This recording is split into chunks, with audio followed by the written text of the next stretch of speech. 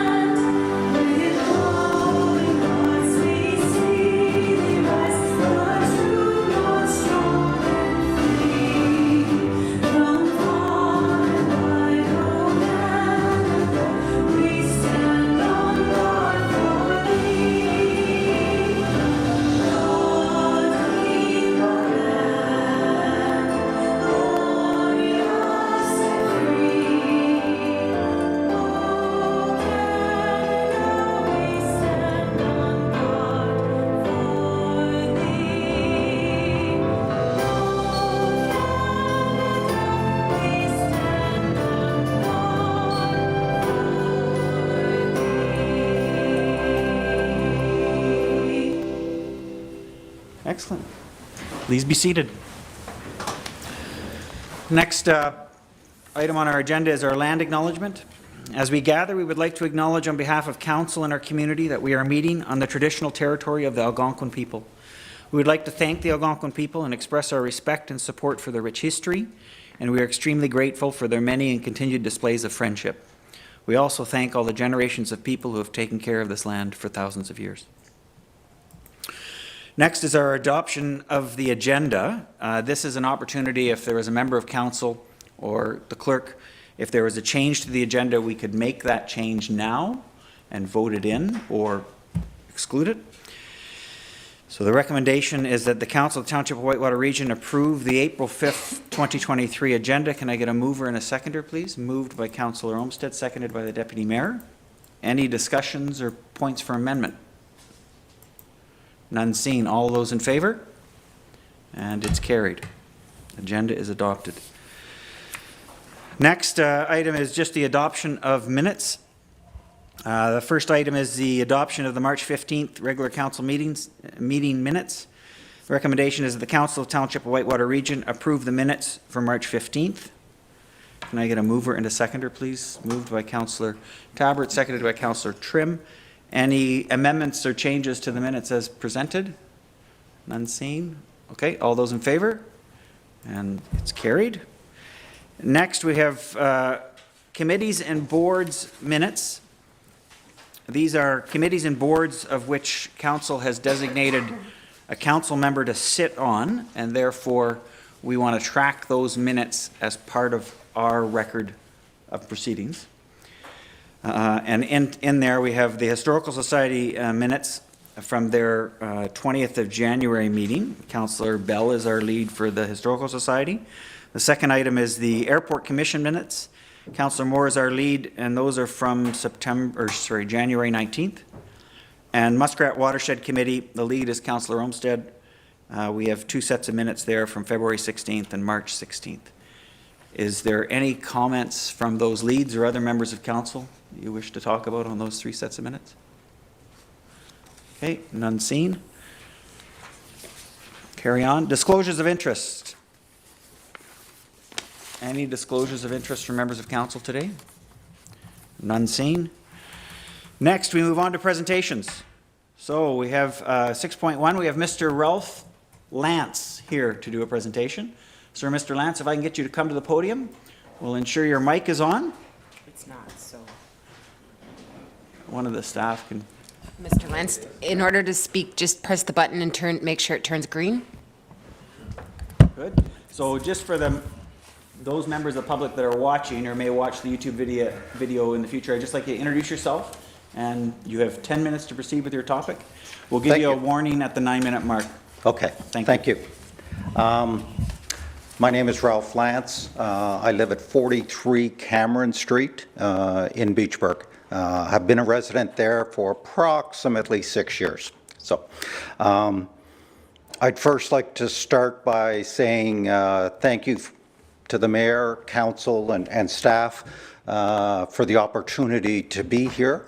I think it's a great forum for residents to be able to come out and interact with council and so on. So I think probably the one thing that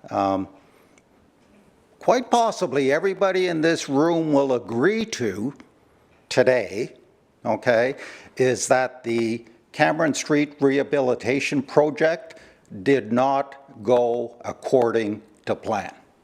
I think we could all agree on that, unfortunately. So, that being said, one of the main questions that I have is, I'm a retired banker by career, approximately 40 years. So I take interest in numbers and budgets and so on and so forth. I know the contract was awarded to H&H and presumably, and if I'm wrong, I apologize, solely based on the fact that they were the lowest bid. That's, I can appreciate, you know, you're looking after the monies for the township and for the residents, but I think there needs to be more taken into account than just the overall cost, okay? That contract, if I'm not mistaken, was awarded at approximately $2.4 million, somewhere in that range. Because of the delay in that contract being completed within the specified time frame, my question, one of the questions would be, what kind of savings is the township going to incur because that contract wasn't done in time? Are there going to be additional costs associated with the completion of that contract, presumably in 2023? And whether or not there were any kinds of penalties to H&H, to the engineering firm, from the standpoint that when that contract was agreed to, presumably with a great deal of input from the engineering company, it just boggles my mind that those professionals, okay, could not determine at that point in time that the window that H&H was putting forward from approximately the middle of June, end of June, to October, I mean, it became very apparent to even myself with zero experience in the construction industry that the entire project was not going to be completed on time. So again, very, very unfortunate for the residents, and I'm sure for council and staff as well. As you can well imagine,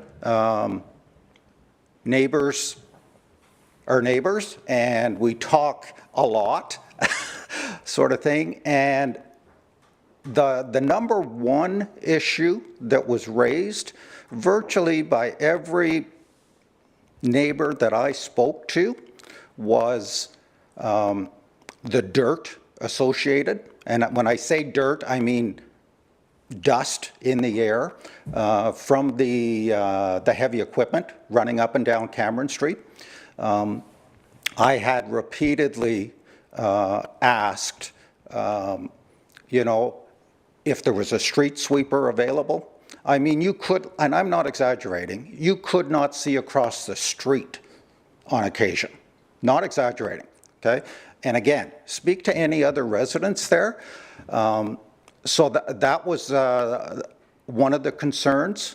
The primary concern, though, had to do with the lack of safety being demonstrated by the drivers of H&H's equipment. I had on one occasion, because it was ridiculous. I live beside an individual who's a retired OPP commander, and he's in Florida, lucky him. But, you know, I made a video, okay, of a backhoe driving down Cameron Street, okay, in excess of the speed limit. I sent it in to council or to township staff, and you know the response was, we'll look into it, we'll bring it forward, we'll try and address it. Well, little to nothing changed. That may have impacted some of those individuals for 1 or 2 days, but then it was right back to the same thing. There's a number of elderly people, myself included, on Cameron Street, number of young families with children, and I mean, when you've got a tandem dump truck loaded coming down the street in excess of the speed limit, shouldn't happen. Shouldn't happen. Very, very unfortunate, again, just happened to be outside speaking with my neighbor. The backhoe operator came down the street, okay, speeding, on his cell phone, and eating a slice of pizza. Okay? And I mean, I looked at my neighbor, Peter. He looked at me. I said, did you see the same thing that I saw? And yeah, so I can imagine the construction industry is challenging.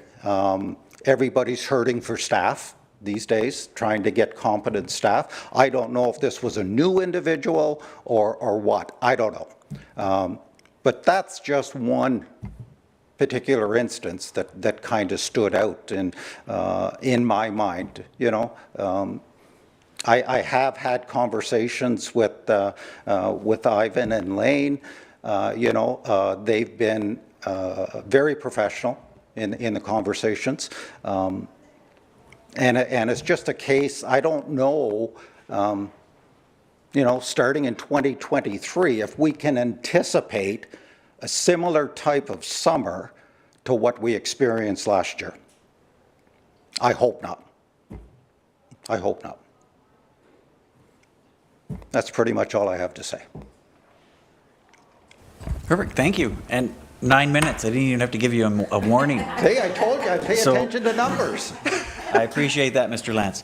What I'll do now is I'll open the floor up to the members of council to see if there's any questions or amplifications that you want to give to Mr. Lance or ask Mr. Lance. Good. Okay, Councillor Moore, you're first. Okay, good. Good afternoon. Good afternoon. Lived in Beachburg all my life. I know it's not fun. I actually worked at Beachburg Public School for 30 years as well. Yes. So I get out at a good time. I missed all this. But nonetheless, I think on the side of safety, I think maybe staff should have a more of an investigation this time to see what happens and what employees come back this year and what will transpire, especially in your area with the road being ripped up. It's going to be basically on your doorstep this time, so it's going to be a little different. So hopefully our staff can keep up on it. Thanks. Thank you. Good. And just to note, Mr. Lance, we're going to have this as an agenda item later on. I think Public Works Manager is going to be briefing us on Cameron Street. So, Council, if we have specific comments or questions that we can direct to staff at that time, we'll save those for there. But for now, anything for Mr. Lance. Councillor Tabbert, you're next. Oh, you're with Councillor Moore? Okay, and Councillor Bell, you had a question? Comment? Yeah, just a quick question. During the construction last summer, you said you had a couple conversations with Ivan and Elaine. When did you have those conversations? Were they whenever you had those issues at the summer, or was it later on in the winter? When you said you had a good conversation with them, when did that take place? I'd have to go back through my file, but I know the initial email that I sent was approximately, I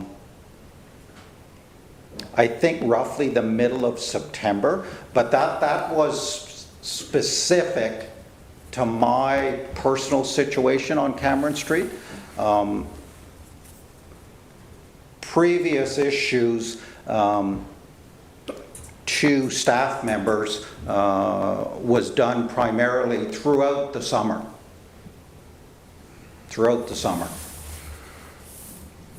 Perfect. Thank you, Mr. Lance. Anything else? Councillor Bell, anything else? No, that's good, thanks. Perfect. Councillor Olmstead. Just one comment on, I guess, construction projects in general. It typically is always a fine balancing act. And the reason I say that is I was getting calls, and I was down there. There was a house built down there, so I was down there quite often. And I was getting complaints about the amount of water they were pouring on the road, therefore creating mud. So maybe this was after some complaints came in about the dust or whatever, but it's really a tough job to keep everybody happy, right? Oh, for sure. You know, Yep. some people phoning in about the amount of dust and other people phoning about the amount of mud because they're pouring too much water on. So let's just hope at the end of the day it turned out to be a beautiful project and we get over this quickly. I like your optimism. Well, glass half full. Yeah. Good. Thank you, Councillor Olmstead. Any other questions or comments from council? Good. So just Mr. Lance, I know you asked a couple questions about, you had some questions about the bidding process and how those bids are assessed. We do have a process, and I'm sure we can provide that to you.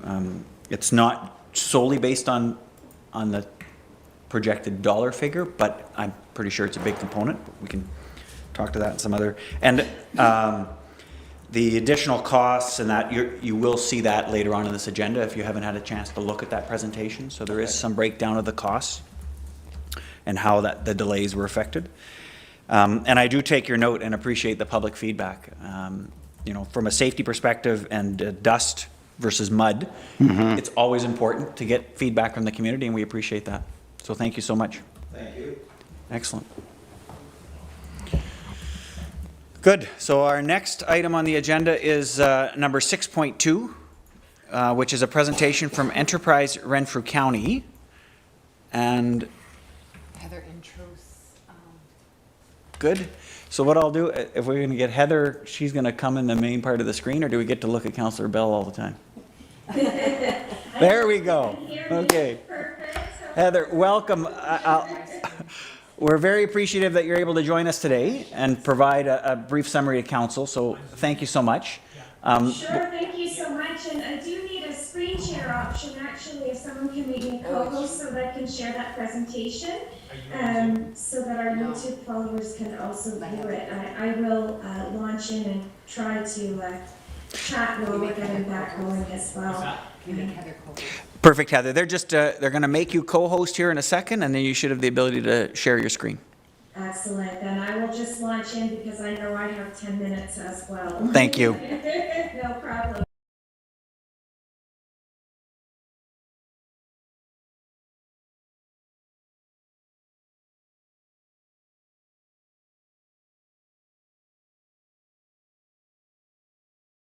Council members, it's staff, thank you so much for inviting us to be present with you today. I'm just bringing up my screen. And can everyone see this? Yes, we have it here. Perfect. We have it in front of us. Fantastic. So on behalf of Melissa Marquardt, Manager of Economic Development, Enterprise Renfrew County and Ottawa Valley Tourism, she sends her regrets today. She had intended to be here, but again, storm and power outage, so she's unable to attend. However, I am grateful to have opportunity to share a bit of information with you about our organization. So Enterprise Renfrew County has been serving our region for 25 years, and we are so excited to be celebrating that milestone this year. We're part of a network of small business enterprise centers across the province, 54 different centers who serve small businesses. And Enterprise Renfrew County has 2 locations, so we have an office in Renfrew and an office in Pembroke. Our mission is to encourage and contribute to the enterprising spirit and economic development of Renfrew County by assisting entrepreneurs across the life cycle of their businesses. So from individuals who are exploring entrepreneurship, starting businesses, operating businesses, right through to helping companies prepare to sell their business if that's the direction that they're going. We are a nonprofit program. We're funded by the Province of Ontario through the Ministry of Economic Development, Job Creation and Trade in partnership with the County of Renfrew, the Town of Renfrew, and the City of Pembroke. So we have a few different ways that we serve our clients. The first and most important is through free confidential business consultations. So a huge part of my role is engaging with entrepreneurs and business owners, understanding their needs, their challenges, and helping them move toward their goals by providing resources and information. So some examples of the types of resources and information that we offer include things like startup checklists for new businesses or marketing checklists for people who are looking to grow. We have templates for developing business plans and cash flow projections, which help small businesses when they are applying for lending applications, for example. And we also maintain a large database of resources and contacts for referrals. And so an example on that would be the Canadian Intellectual Property Office. So we have a contact there who we can connect our small business owners with if they're looking at copyrights, trademarks, or patents. And that's just one example. We also offer a couple flagship programs. So you may have heard of Starter Company Plus, which is a fast-track program to help people write a full business plan, 2 years of cash flow projections, and it includes a grant pitch or competition for the only startup grant that is available regionally, and those grants are worth $4,000 to help businesses start and grow. We also offer a summer company program, which is designed to assist youth. So similarly, geared towards individuals who are returning to school in the fall, and that can be either high school or post-secondary education. It also includes a $3,000 grant, and we walk them through the process of learning how to register their businesses, market it, and operate it over the summer. We offer a series of workshops and events each year. So again, building entrepreneurial skills in marketing, opportunities to network. But one of the most important aspects of Enterprise Renfrew County is our partnerships. So we really value collaborating with other service organizations. So for example, the Chambers of Commerce, the local immigration partnership, with Whitewater region and our municipal partners. I mean, we all understand that our budgets are tight, and together we can thrive when we can work together to support entrepreneurs in our region. And some ways that we can do that, and I'm so excited to see Alex Benzie here today and Earl. We used to work together at the county. We can follow each other on social media, share each other's posts and events, and also cross referrals. So to be able to make appropriate referrals to municipal economic development, from my clients to you, and also in reverse. You know, if you're talking to people in your community who are interested in starting their businesses or growing their businesses, please send them my way, and I'm here to help. So how do we actually do that? Well, we're funded by a government ministry, which means we have some targets. Now, at the time this presentation was prepared, these numbers were accurate. I can give you a few updates for our year end.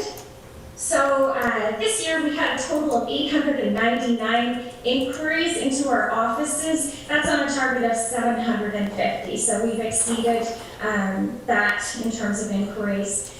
We conducted 331 business consultations on a target of 175. So we've almost doubled this year what was expected of us. And Whitewater region represents 4% of those total business consults. So just for some context, requests for service really correlates with the population density and size. So for example, the one city in our region, the city of Pembroke, accounts for about 25% of those consultations.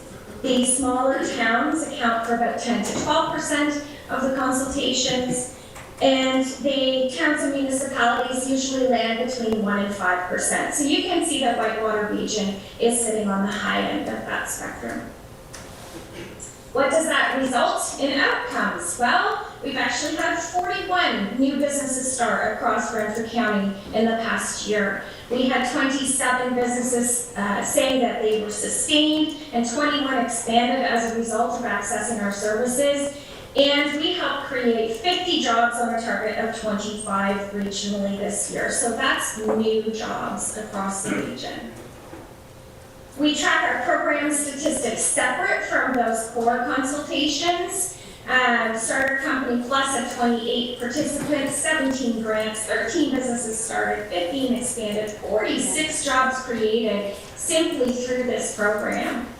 And we leveraged just over $268,000 into the region through these businesses. Summer Company normally would have 5 seats. Last year was a bit challenging. We were still coming off the pandemic and struggling to get into the schools to market the program. So we had 4 participants last year. I can say this year we already have 11 applicants and only 5 seats available. So we are seeing a definite increase in interest in the programs. And the total grants that we're able to issue between these 2 programs is $75,000. So 16 to Starter Company and 15 to Summer Company. Some examples directly from Whitewater region. 2 businesses who participated in the Starter Company program last year includes View Crafts, Alexis Sapira, and Taryn Lane of Ottawa Valley Engraving. And these 2 ladies dedicated themselves to our fast track program. They wrote the full business plan, and they are now off and running, operating their businesses regionally. So we do have another Starter Company intake happening this spring. People have to attend 1 information session. They are scheduled for next week in order to obtain an application form. This is a highly anticipated program. We have strong interest this year, and we do run this program twice a year, so spring and fall. And people can be in business registered for up to 5 years and remain eligible for the program. Okay, so it's for new and existing businesses.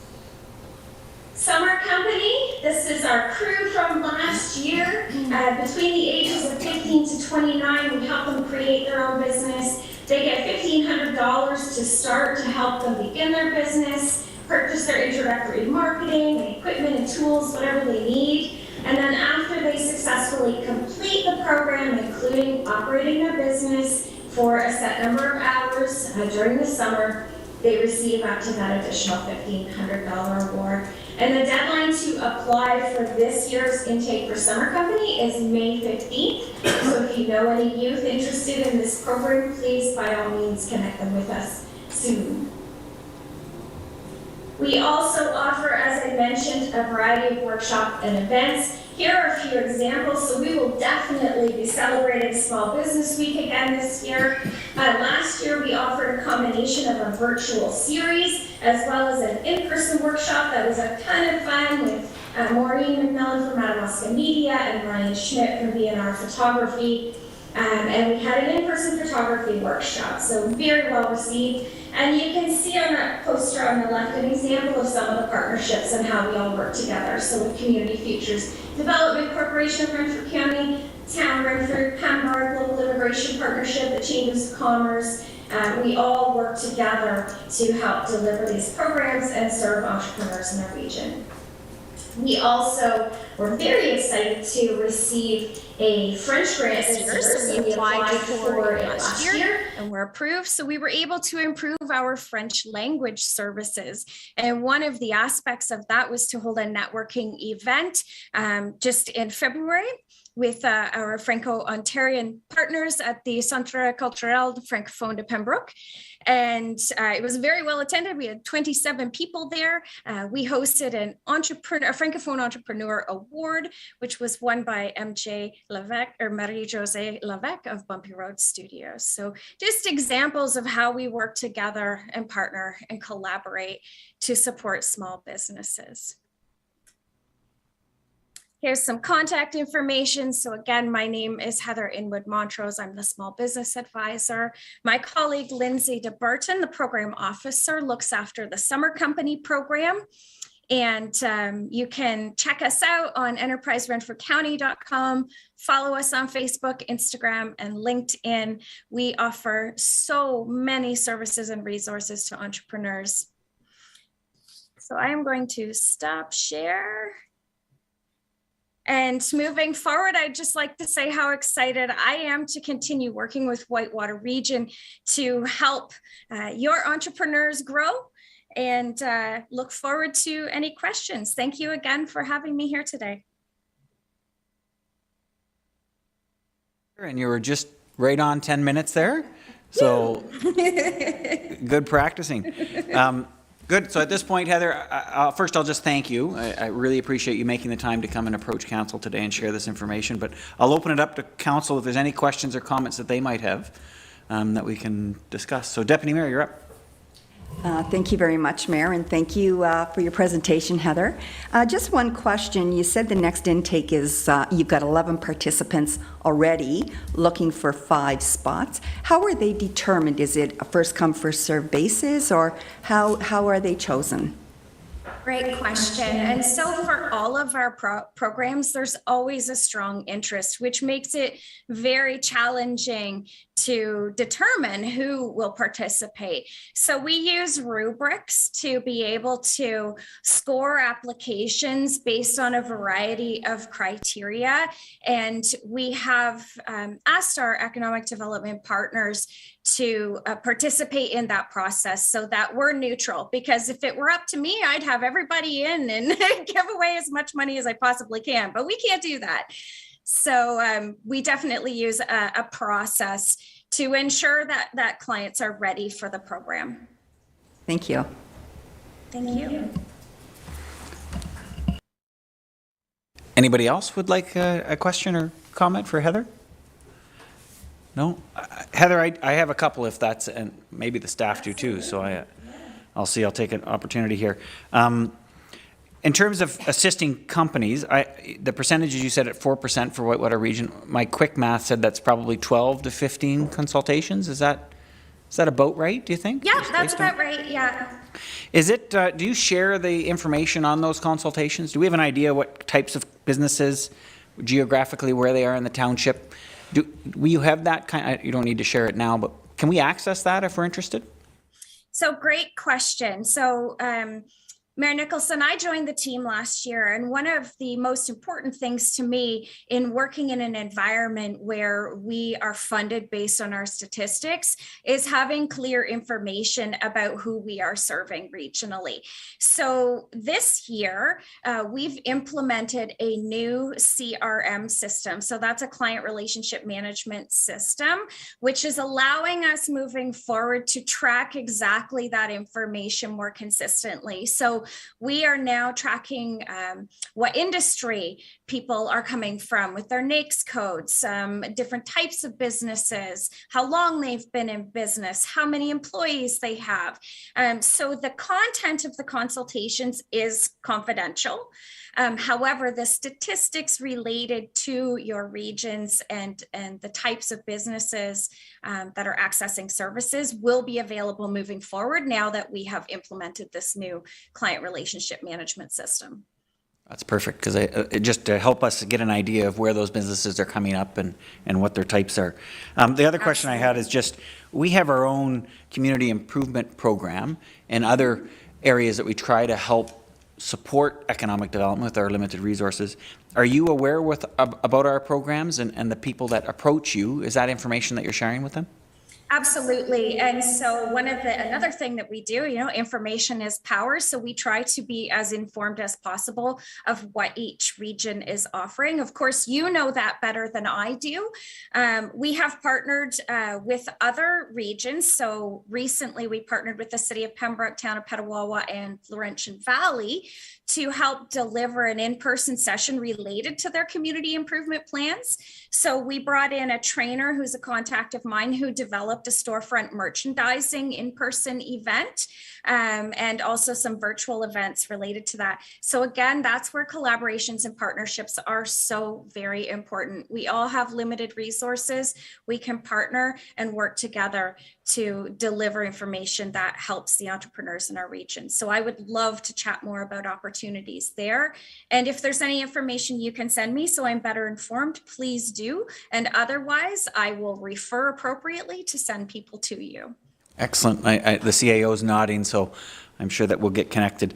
The last question I had, and it's more in terms of the questions I'm getting from different businesses about access to provincial grants through OMAFRA, OFA, or in other ways, challenges they're having with some federal agencies when it comes to maybe import, export, or types of things that might be controlled by the federal government. Are those things that businesses can approach you to help get connections with? Absolutely. So we maintain a database of many different funding programs, both in sector specific and demographic specific. So in terms of Indigenous funding or funding for BIPOC entrepreneurs, agriculture centers, the IRAP program for technology and innovation. So we maintain a current database of a variety of different options for people, and can also often connect you directly with someone within those organizations. So between myself at Enterprise Renfrew County and my economic development colleagues at the county, we maintain a network that we can connect people with. That's perfect. That's perfect. And great to know that we're in good hands. Just networking like this helps establish those so we can all share that information for the people that need it. So thank you. Yes. Anything else? Does that trigger? Awesome. Well, Heather, we really appreciate your time today for logging in, and hopefully we'll maintain our contacts and see you again soon. Thank you so much. Together we thrive, and I'm here to help. So please don't hesitate to reach out. Thank you. Excellent. With that, we'll move on to our next presentation, which is 6.3. And just a note on 6.3, the clerk is kicking me under the table. It's going to be part of our next agenda item, so we are going to defer it as a presentation and include it in the agenda item to follow. Okay, so just if anybody's following along with the agenda, that's how it's working. Excellent. Item number 7 on the agenda is public meetings. We have no public meetings required for this regular council meeting. Next is the mayor's address. So I have some comments prepared.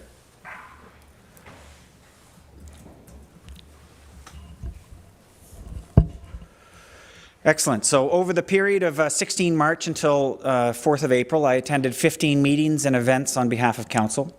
This included a County of Renfrew council meeting, and the summary of that meeting will follow as part of our next council meeting minutes. But 2 items that I wish to highlight at this time for members of council and staff. First was a cell phone high-speed internet update that we received from the Eastern Ontario Regional Network, the EORN CEO, Jason St. Patrick. Here we were provided with an update on the rollout of the Cell Gap project. The goal is to achieve 99% coverage in the Eastern Ontario region, and that includes Whitewater region, where people live, work, and travel on major roadways so that they can make and receive cell phone calls. They're hoping to also achieve 95% coverage with standard definition service level, which can support email, web browsing, and social media services. And then 85% coverage with high definition service, which would support video conferencing, movie streaming, and other more data-intensive applications. So the coverage that we see currently in Whitewater region is going to be dramatically impacted by the rollout of this cell gap project, where we'll see these kinds of percentages. As an example, I have no cell reception at home, so I'm 0 in all 3 categories. But within the next 2 years, I'll have up to 99% cell phone, 95% capability for standard def stuff, and 85% for high def. So it's excellent news. And they confirmed that they're on budget and on time. The intent is that Whitewater region will receive approximately 5 additional towers by 2025. And we also received a confidential update. I can't share the details, but I can share that there is a plan for fiber builds across the county. And as soon as it's possible for us to provide and release this information to the public, we will. Fiber being lines of fiber to your home, which would give you uninterrupted coverage at your home. So that, in combination with the cell gap project, will do Whitewater very well. But those information will be following as soon as we can release it. The second item I want to highlight from County Council is their road rationalization and transportation master plan. See, the manager of Public Works is just so happy right now that I'm talking about public works stuff. Okay, both are related to a subsequent agenda item that we're going to be reviewing today, but I just wanted to highlight, as the County of Renfrew continues to grow with very specific concentrations developments, it is changing traffic and road use. And there are lower tier roads within the county whose traffic volumes now meet the threshold to become county roads. The road rationalization policy that was adopted by County Council is a mechanism by which to assess these roads and whether they should be considered for that transfer. So there's a grading system that now has been produced. The Transportation Master Plan, on the other hand, is a long-term study that examines how the road's uses are changing and forecasting how we can support those into the future.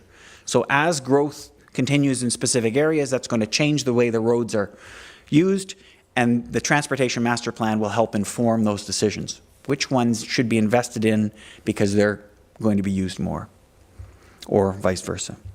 Lower tiers have had the opportunity to participate in this Transportation Master Plan. We as Council did indicate that in our budget planning, and you'll see the resulting cost figures that Manager of Public Works will present today. But this will help Whitewater region forecast our future traffic patterns and help advise us where to best invest in our road networks to support growth. So 2 very important topics that were discussed at County that directly influence us at a lower tier. The upcoming 2 weeks are focused internally here within the township on planning. You'll see our first strategic planning session has now been confirmed for April 13th. In addition to that, our Whitewater Seniors Home Support and Active Living Pilot is also hosting their planning session on April 19th.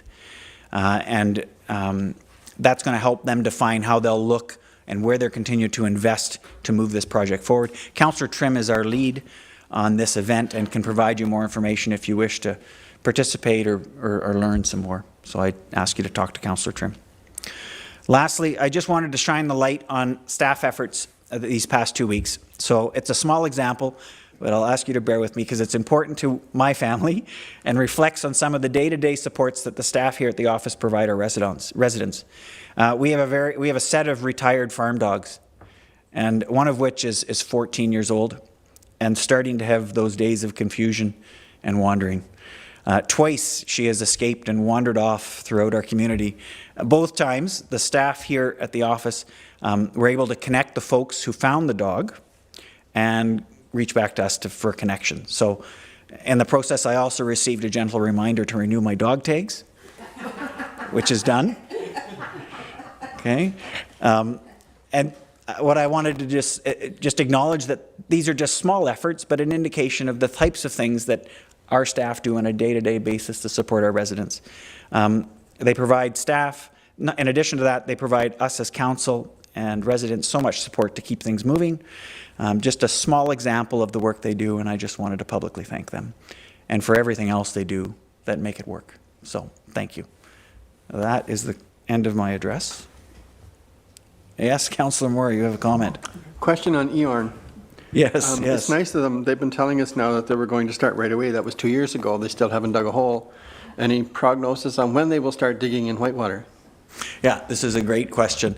And the presentation we received at county is very wholesome. There's over 300 towers that they're either building or adding on to. And as you can imagine, they can't do all 300 at once. So they have a program. They haven't released that information publicly when those 300 each are going to be, but they have a plan. What we can do, and I've linked up our CAO with the CEO, they've offered to come and present to council and share the information that they can publicly with us. So we can make those arrangements for later this spring, have EORN come and specifically discuss it. But I spoke with them offline. I have an idea when our towers are going to come up. At this point, all I can say is by 2025, we will all have service. Our public don't like to hear that, though. Some of them bought phones 2 years ago that still don't work because the towers haven't been put up. So it would be nice if someone from Iran could come and talk to us soon. That's perfect. Thank you. And we'll set that up. Thank you, Councillor Moore. Any other comments or questions based on? Yes, Councillor Olmstead. I can add a little bit on to knowledge onto EORN and towers. I've been contacted by a number of homeowners, residents, landowners in our township asking about how leases work and that kind of thing. So I can tell you that they're well underway. That's about what I can share. Yeah, and you're right. We've gone without for so long that people are just eagerly anticipating.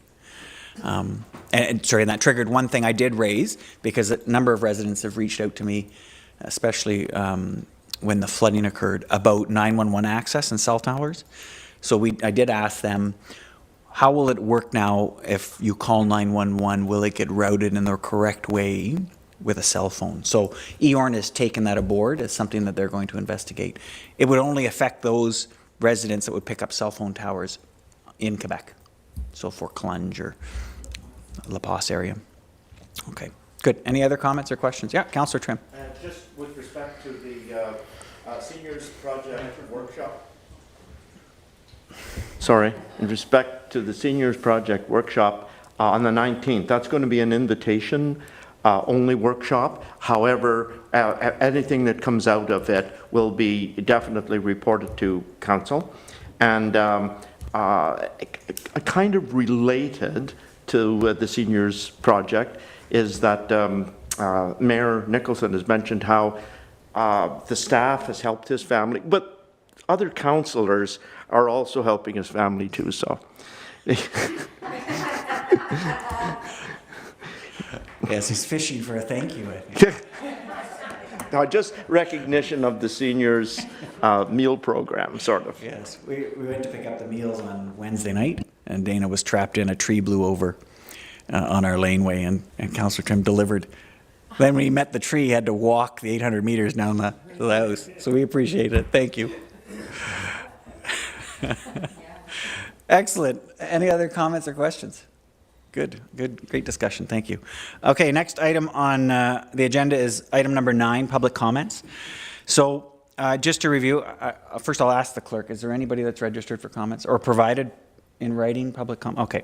So the intent for this agenda item for council staff and those members of the public that might be attending or watching, this is an opportunity for the public to provide up to 3 minutes of oral presentation on any agenda item that occurs in our meeting so that they can provide things for us to consider as member of council.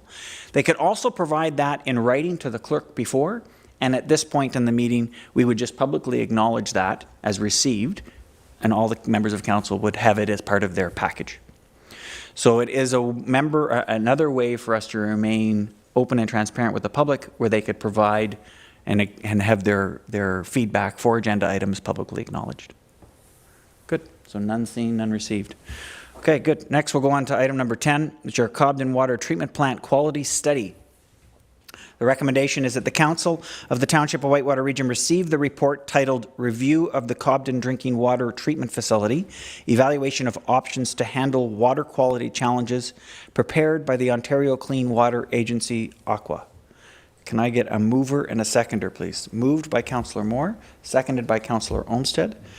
And then I'm going to turn this over to Director of Public Works. Thank you, Mr. Mayor. In 2022, we hired the Ontario Clean Water Agency, the Process Optimization and Technical Services Team, POTS for short, to do a study on the Cobden drinking water system. The two aspects they're looking at was manganese in the water. If you recall, back in 2021, the Cobden water system experienced manganese, then actually turned the water pink in trying to react to that. Then also another item that we're dealing with the water system is elevators of THMs. The POTS team have worked all of 2022 doing analysis and sampling and provided a report to the township and to the local operators of OCWA. And we have doing a presentation tonight, this afternoon, sorry, is Yaldah from the Ontario Clean Water Agency in the POTS division. Just make a note of their pronouns, they and them, and I'll turn it over to Yaldah, and I believe she's going to share the presentation if she can share the share control. Yep, I got it. Thank you. Thank you. Yes, my pronouns are they and them. Thank you for that. Yes. It says host is disabled screen sharing. So if you can make me a presenter.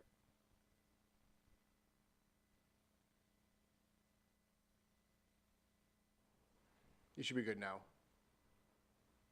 Okay.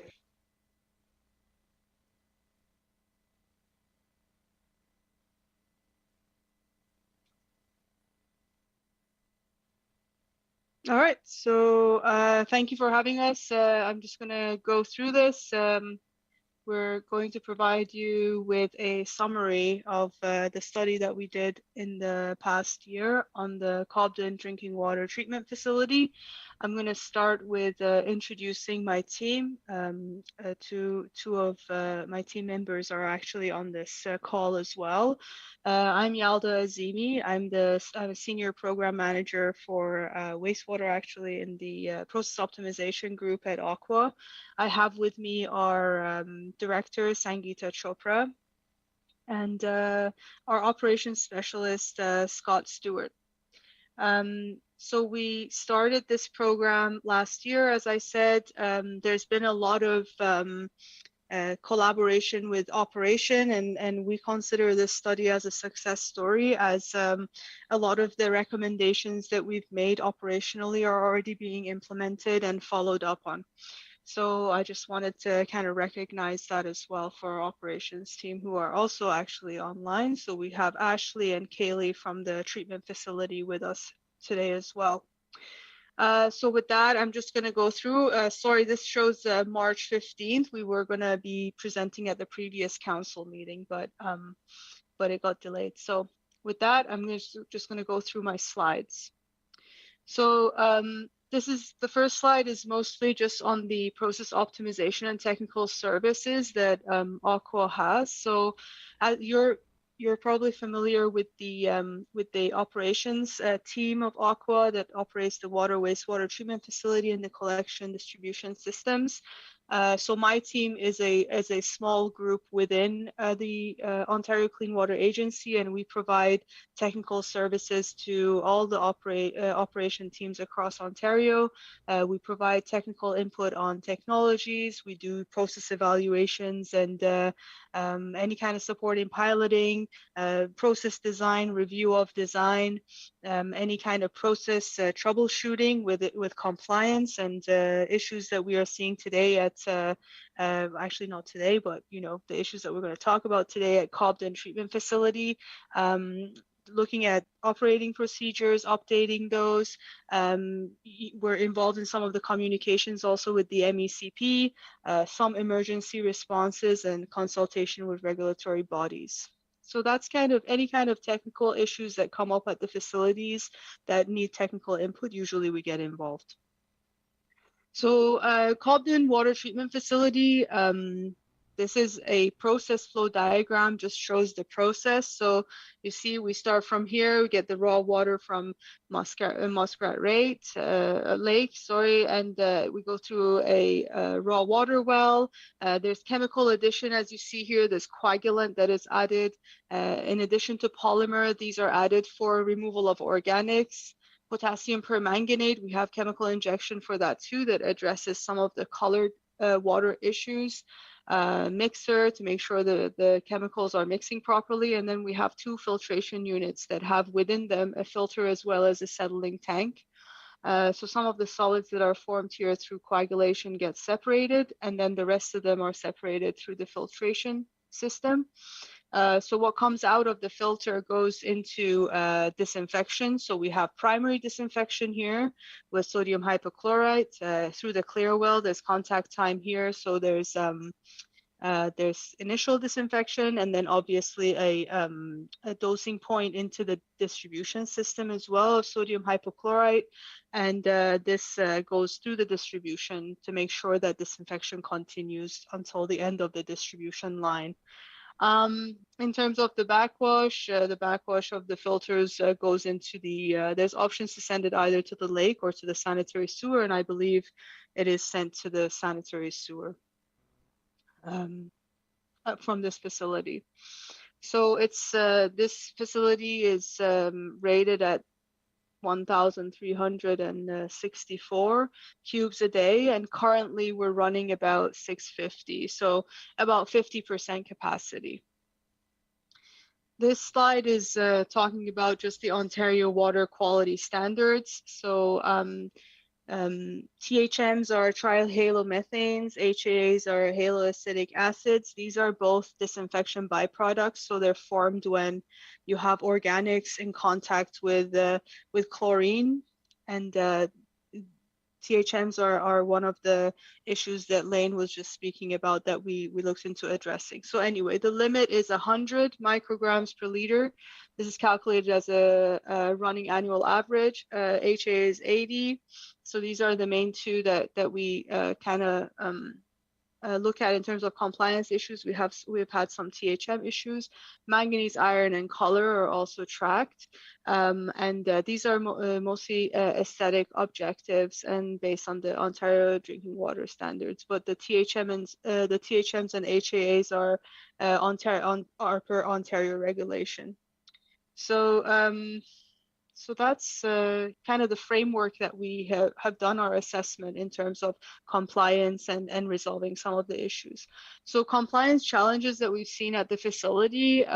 So we've had some adverse water quality incidents with regards to the THM, which is the trihalomethanes.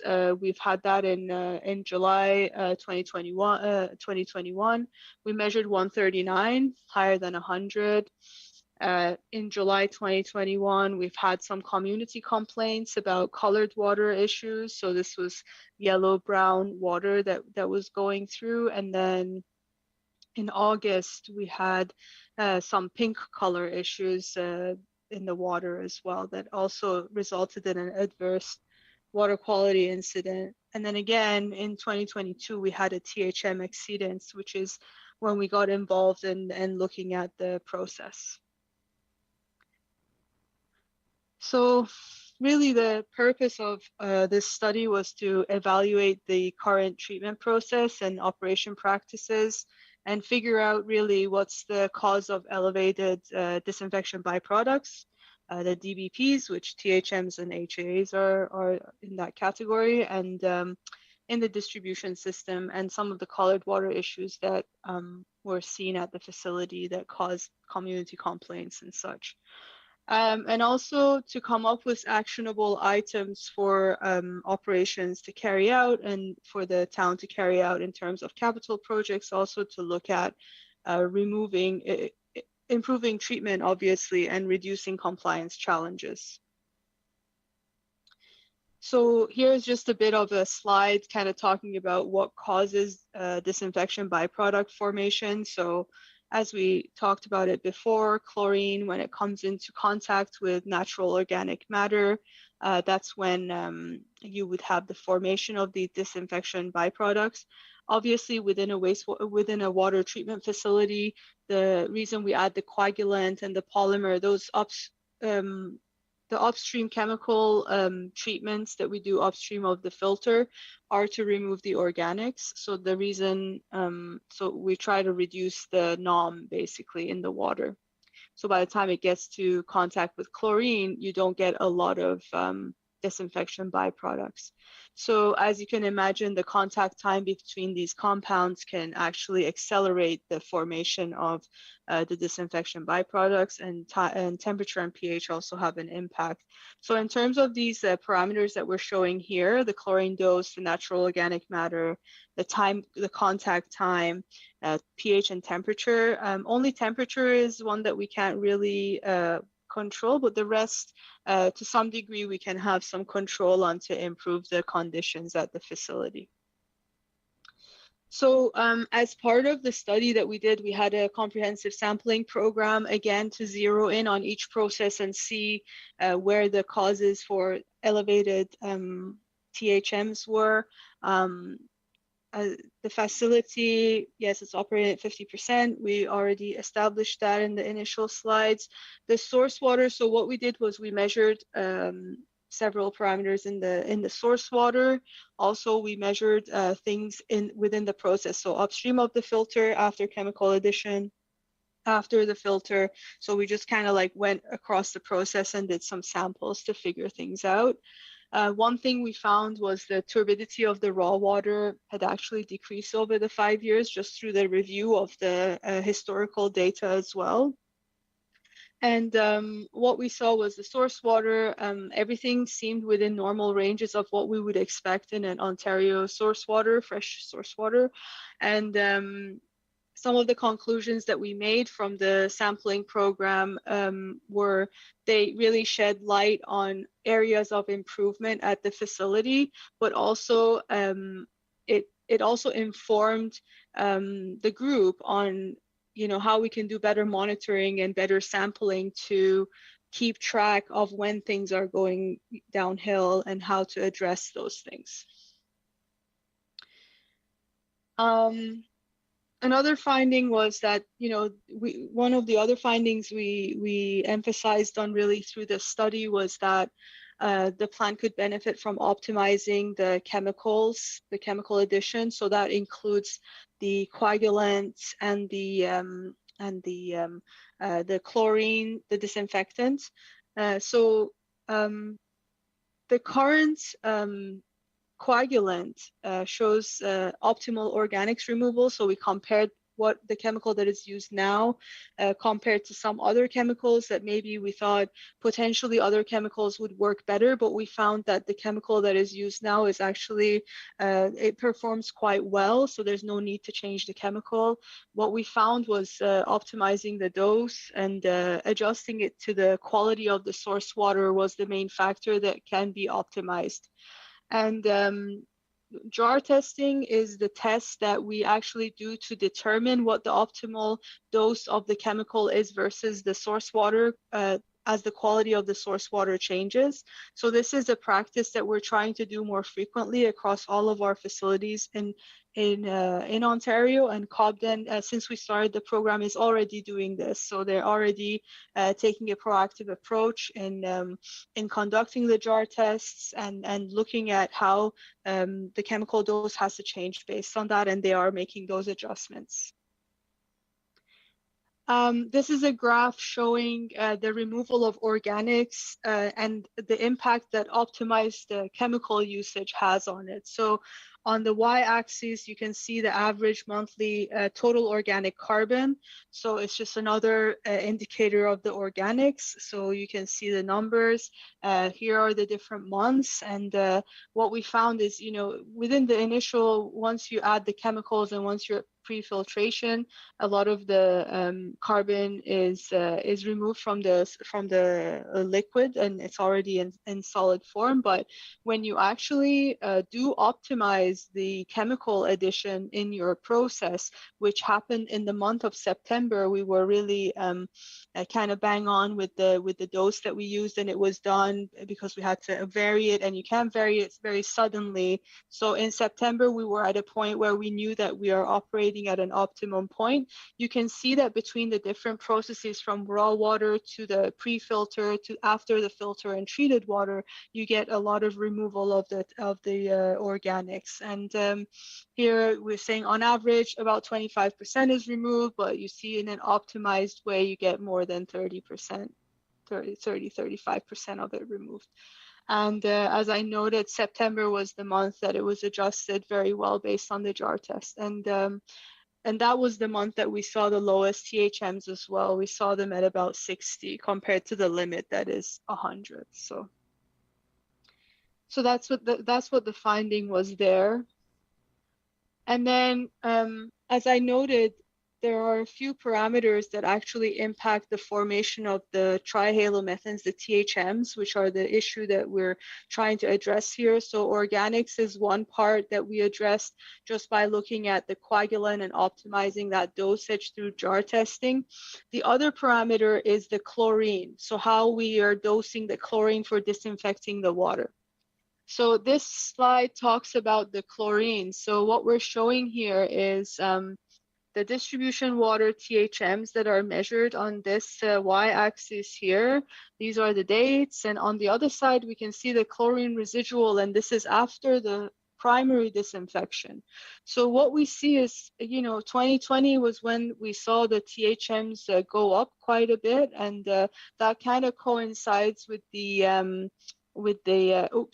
chlorine residual coming out of the primary disinfection also being higher. So of course, this is something that it all works together. So if organics are controlled very well, then the chlorine demand is also lower. So this is easier to control, and then the THMs will also go down. So we have had some discussions with operations on actionable items on how to address this. Operations has targets on how to meet the chlorine residual, and as they optimize the organics removal, this will also, with keeping an eye on this, they can put that also into place to lower the levels of THMs. The other issue that, as we talked about in terms of compliance challenges, is really the colored water challenges. So colored water can initiate from a variety of different challenges, including the high levels of iron and manganese, presence of algae, or overdosing of chemical, for example, the potassium permanganate. So when we get colored water of yellow, brown, that's mostly the manganese.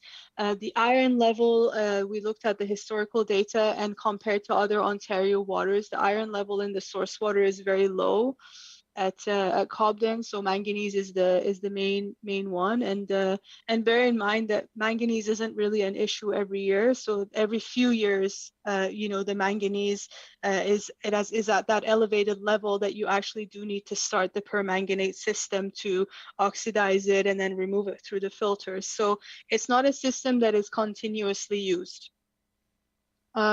This process was reviewed. Our operations specialist put some good effort into this to see the existing operational practices, the startup and shutdown of the system, as it doesn't operate continuously and only very intermittently every few years.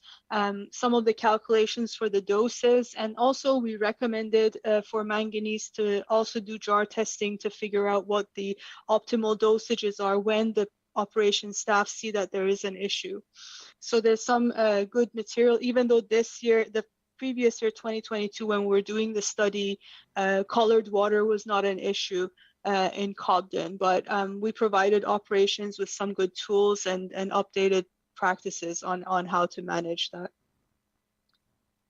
In terms of, this is a roadmap that we came up with for reducing disinfection byproducts at THM. So we made some short-term, we started this project with, you know, the thought of, okay, we're maybe in terms of, we can provide some recommendations on new technologies and things to use for capital projects in order to improve the situation for THMs. But once we started looking into the process, we found optimization opportunities that can actually lower the THM levels with what is already practiced at the facility with the existing process.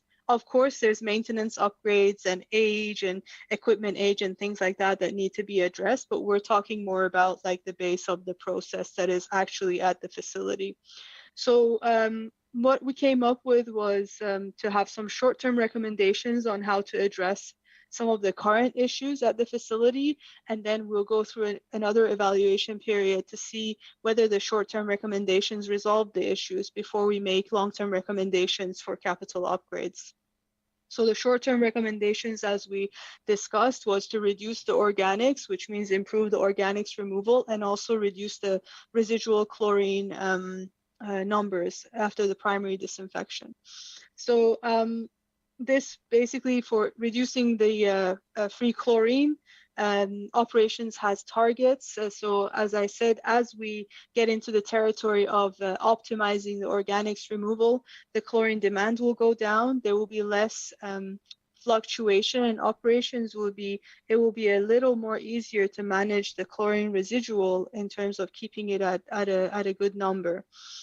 So these two recommendations are currently being implemented. They've been implemented since the fall of 2022. We will evaluate this system again in December of 2023. Bear in mind that, you know, in the document we have recommendations on monitoring, additional sampling, like there's those things as well, but these are kind of the big ones that I'm talking about. There's a lot of recommendations on maybe instrumentation that can be added for improved tracking of some of the parameters in the water, both in the source water, but also through the process. So we will do an evaluation period. So that would be basically looking at were the impacts of what was practiced as the short-term recommendations, did it resolve the issues that we saw at the facility in terms of the high THMs? And also with the high THMs. So then if needed, then we move to the long-term recommendations. So long-term recommendations, they could be divided into looking at removing the precursors, so removing the further removal of the organics before you get to disinfection. So for that, you can use technologies like ion exchange, membrane treatment, granular activated carbon.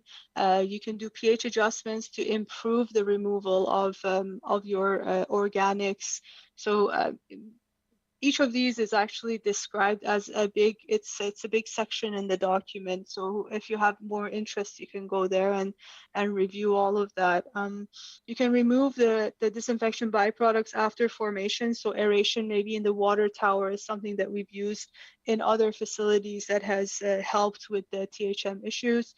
You can look at alternative primary disinfection technologies because, of course, you know, we're adding chlorine as a primary disinfectant, but also as a secondary disinfectant. So altering the primary disinfection technology will reduce the overall amount of chlorine that is exposed to the water and to the organics that remain behind.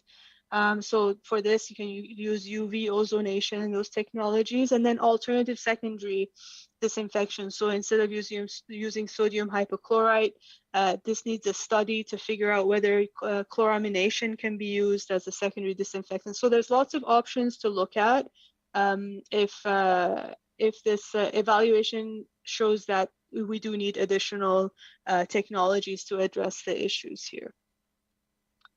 And with that, I would like to thank you for your attention and for having us at this meeting. Thank you, Yaldah, and I'll pass it back to the mayor. Awesome. Yaldah, am I pronouncing that right? Yaldah? Yes, that's correct, yeah. Yaldah, thanks so much for you and your team to do this presentation. I know that you're trying to compact a whole bunch of information in that attaching study into something that not only council but the public can also appreciate. And I think you did a great job. Thank you so much for that. Yeah, no and I just wanted to recognize your team as well as Ashley and Kaylee. You said we're online with you. Yes. It's just incredible to see the amount of effort and work that goes into monitoring the water systems that we currently have. I'm on a well personally, and I'm responsible for my system, and I do not do this much work on my system. So I just want to recognize the amount of effort that you've put forth on it and tell you that it's very much appreciated. So what I'd like to do first is see if there's any members of the council that have comments or questions. I'm going to turn over the mover first, Councillor Moore. Thank you. Thank you for the information you brought forward. It's nice to see we're moving ahead, and hopefully in the near future we will not have any more colored water like we had in the past. It was discouraging to hear that some of our neighbors had discolored water last year and the year before, but we didn't. It was nice to know that OCWA has come ahead and taught us how we were going to alleviate that, and hopefully it won't happen again. So thank you for your time and dedication. We certainly appreciate it, and we don't like having other than clear water coming out of our taps. So thank you very much, and I'll turn it back to the mayor and saying thank you for your report. Thank you very much. Our seconder was Councillor Olmstead. Do you have anything you want to add? Yeah, just to echo Councillor Moore's comments. I think the public viewed it as a very serious situation last year. I saw bathtubs full of brown water before they even got into it. So just to make the public understand what was happening, and you've done a great job in this presentation to describe what was actually happening. I know it's more aesthetics than anything, but the public really needs to understand, and us as council and staff need to understand what needs to be done to address it. So really appreciate your efforts here. Thank you. Of course. Good. And the other members of council, any other comments or questions? Councillor Trim. I'm just wondering, out of interest, what could be the reason for the decrease in turbidity over the last 5 years? Would it be the action or the activity of zebra mussels, or why would that happen? That's a good question, actually. Why it would go more, I mean, when I think about it, it's more about like the water flows and how it flows in the lake, like the water currents in the lake and all that, and where the intake is could impact it. Maybe other team members can have input into that. It's one of those things that, you know, for years and years and years, the turbidity was higher, and then suddenly it may be the water level. There's a lot of variety of things, and the turnover as well. Maybe the turnover currents have also changed. So I'm going to step in here.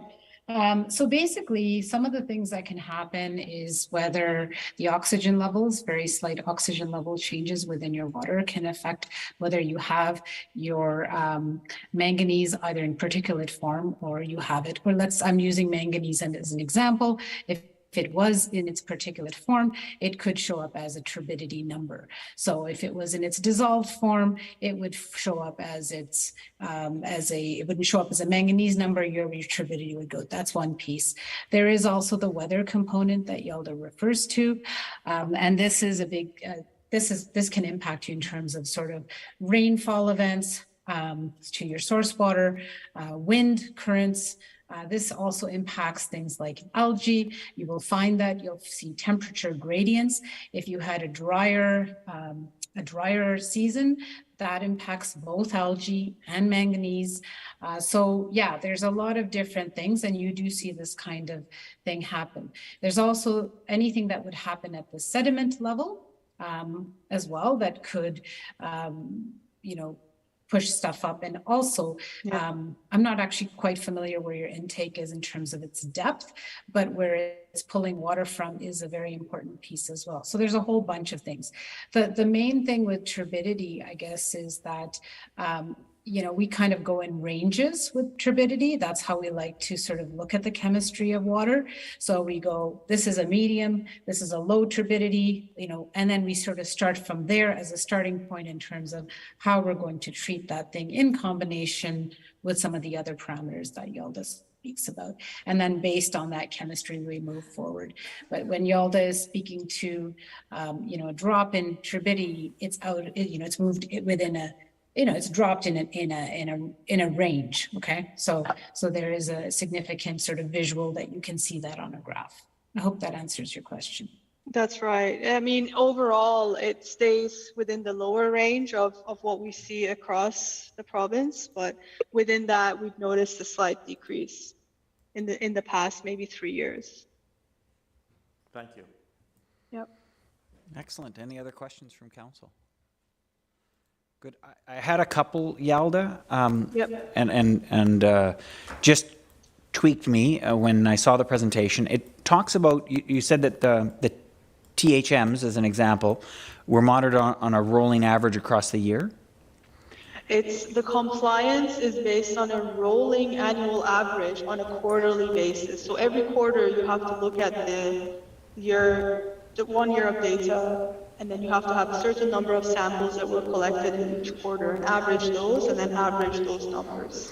Good. So that's why the trigger was hit in July. I was just wondering how you Oh, yeah. you hit the trigger in July. Okay, that's good. And I'm just curious. I know you've made a recommendation for a number of short-term recommendations, and then there's a number of options. I think four groups of options for longer terms. Yeah. The study on the short term takes us to December 2023. Yes. If they aren't working, how long before we could implement one of those longer term strategies in order to get our numbers back on track? Are we talking about a decision in December that we can't really affect change until June, or a December decision and we can affect change in January?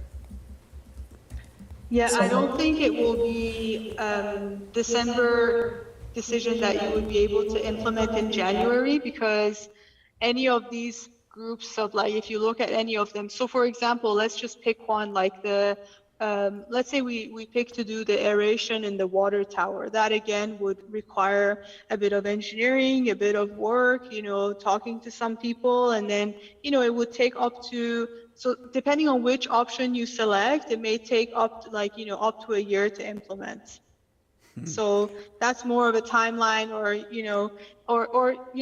there's one alternative. For example, it would look very simple. Chloramination, maybe we should choose that as our secondary, or, but even that, you have to do a study, make sure there's no adverse impacts make sure it matches with the water that is coming out, that it's not making specific chemicals that are really not good for the health, because in some waters that doesn't work. So some of these need a little bit more investigation, but also implementing them will take a bit longer because they will be categorized as capital projects.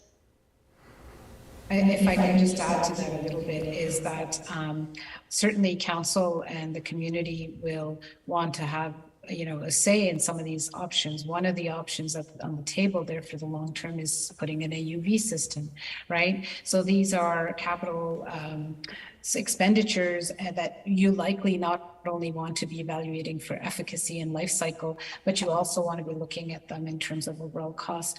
But the one thing I was going to suggest, and I don't know if I didn't see that in Yaldah's presentation, and it might seem like a small detail, but we have made some very sort of short-term capital recommendations, which I don't know if you would call them capital recommendations because they're so small, but they are very useful to those long-term recommendations. And I would urge council to consider those very seriously. Like, for example, we do have this one recommendation that we would like to have UV analyzers. We would recommend UV transmittancy. We would like to see this monitored online so that operations can have a very good sense of organics that are coming through the system, because the two issues that you are seeing they are very much connected. And to understand your organics within, especially it's a surface water, to see those changes seasonally, to be able to stay on top of it, for our operations group to be able to react quickly to those things, and to see if within the next year we do see a difference. I think those types of things I would urge council to consider more seriously. We've asked our groups to maybe put them forward in their capital plans, and we're hoping that that will happen, because you know, those are the kinds of things that I think is a conversation that certainly our groups will have with your folks, in terms of the sort of the short-term tools and things like that that we would advise you folks to consider and move forward with. And those ones are fast to implement too. So that's exactly what I'm looking for. Our manager of public works wanted to jump in just to provide some other context, so I'll allow that. Yeah, and a lot of these long-term solutions, they're very capital expenditures, and then also studies and requirements. Just going to chloramines, it's quite a change in the process. I know the town of Empire has switched, I don't know, 10 years ago or less, maybe approximately. And the town of Renfrew actually are investigating it right now. But a lot of these, we'll ask the POTS team and the local team, maybe we can evaluate period prior to our budget cycle for next year, so prior to December, to determine to go what, to start some of the process if required. Yeah. Thank you, Lane. And that was my point, and I'm looking to see how council might react. But my concern is the quality of the water. The period that we're trialing the short-term recommendations is till December.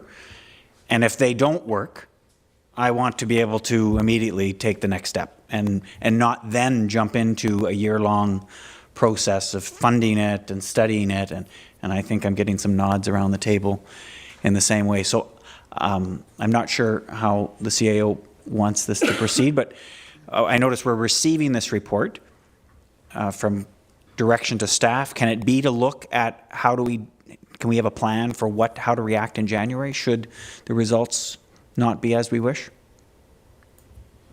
So staff, supervisors at the staff level are working on departmental work plans, which is going to be presented to council in early May. So we could add this as an item within the public works work plan, as an item to bring forward another report later in the year with respect to that. So we can include it as part of that framework. Perfect.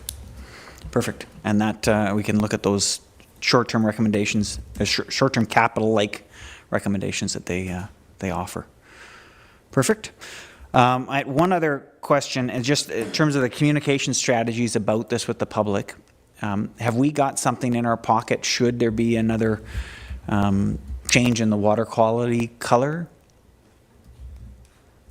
as happened previously? Sorry. I'm looking at Lane. Yeah, sorry, sorry. Yaldah.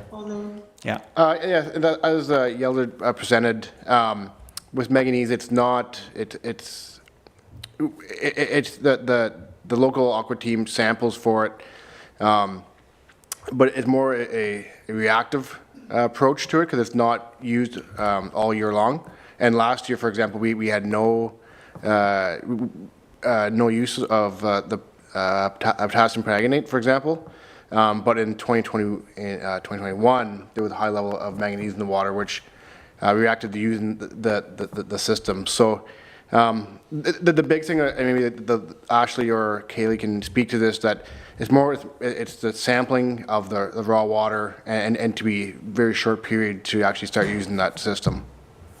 So maybe I can pass it to Ashley or Kaylee to speak to that. Thanks, Lane. Can you hear me okay? Yes.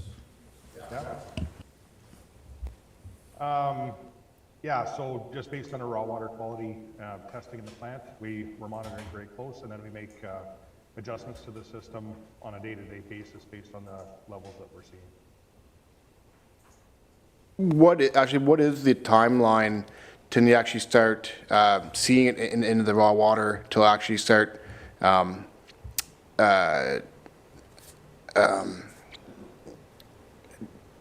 turning on the system for it, for manganese? Is it daily, or what's the reaction time for it? Oh, the reaction time would be quite quick, within a couple hours. Okay. Perfect. Yeah, If sorry, I could, CAO. if I could just add, you noted communication plan strategy. So yeah, we would utilize social media and news releases in order to inform the public if the occurrence would occur in the future, similar to what we've done in the past. So certainly we have a strategy similar to what we used in the past to deal with the matter moving forward. Thanks. That's perfect. And just to make sure that we have that ready to go and there's a process in place. And Good. just so you know, Mayor Nicholson, that if you folks do need any support on the communication strategy, we have helped other communities do this. I'm just thinking, yeah, actually within the Eastern region. So we have had this manganese issue, and we have worked with our clients and customers to do that. So we're happy to help you. We've done that for, different types of issues, but specifically on the colored water. So happy to help you on that. Yeah, it's perfect. I'd rather hit it out front, especially if we know Yep, there's a of potential course. chance for it, and that way we're not scrambling to try to devise something at the last minute. So thank you for that offer, and I'll leave it between Ashley and staff here to wrap that up. Good. Is there any other? I know it's a big issue, and I know it's complex, but it's very important for our residents. But is there any other questions or comments from council? Anything closing from staff? No, I just want to thank Yaldah and their team for the presentation, and looking forward for future recommendations and work toward better water quality. Thank you. Perfect. And I'll just Likewise, we look forward to continuing the collaboration. And I'll echo that, Yaldah. I got exposed to Aqua at our Roma presentation again, and I'm always impressed. The work that you guys do that we can't appreciate. It's tremendously valuable, and we thank you for it and look forward to continuing this. So thank you again, and have a great rest of your day. You too. Thank you very much. Thank you. Thank you, everyone. Bye. Bye. Excellent. We'll move on to our next one. Oh, and it's more water. Okay. Oh, right. I need to call for a vote. The recommendation that we have a mover and a seconder was to receive that report that was presented to us. So can I have a vote for all those in favor of receiving that? And motion is carried. Thank you. And we have Aqua guys staying for the next one. So we'll move on. We'll take a break after the next agenda item. So 10.2 is our annual drinking water reports. Recommendation is the Council of Township of Whitewater Region receive the 2022 annual reports for the following drinking water systems: Beachburg Drinking Water System, Cobden Drinking Water System, and Haley Drinking Water System. Mover and a seconder. Moved by Councillor Moore, seconded by Councillor Tabbert. And I'll turn it back over to our Director of Public Works. Yeah, thank you. The report was produced by Deanna. If you don't know her, she's the new Environmental Services Superintendent. Have joined us. We sworn her right into the weeds with the water and reports that were due end of March. And that I'll turn it over to Deanna for her report. Thank you. So thank you very much for having me this afternoon. So today I'm here to present the 2022 annual reports. So first off, I'm just going to start on what the regulatory reasons why we do this, present this to council. So annually, these reports are prepared for the township by OCWA, and also for the Ministry of the Environment, Conservation and Parks. And these reports are also importantly need to be made available to the public at their request.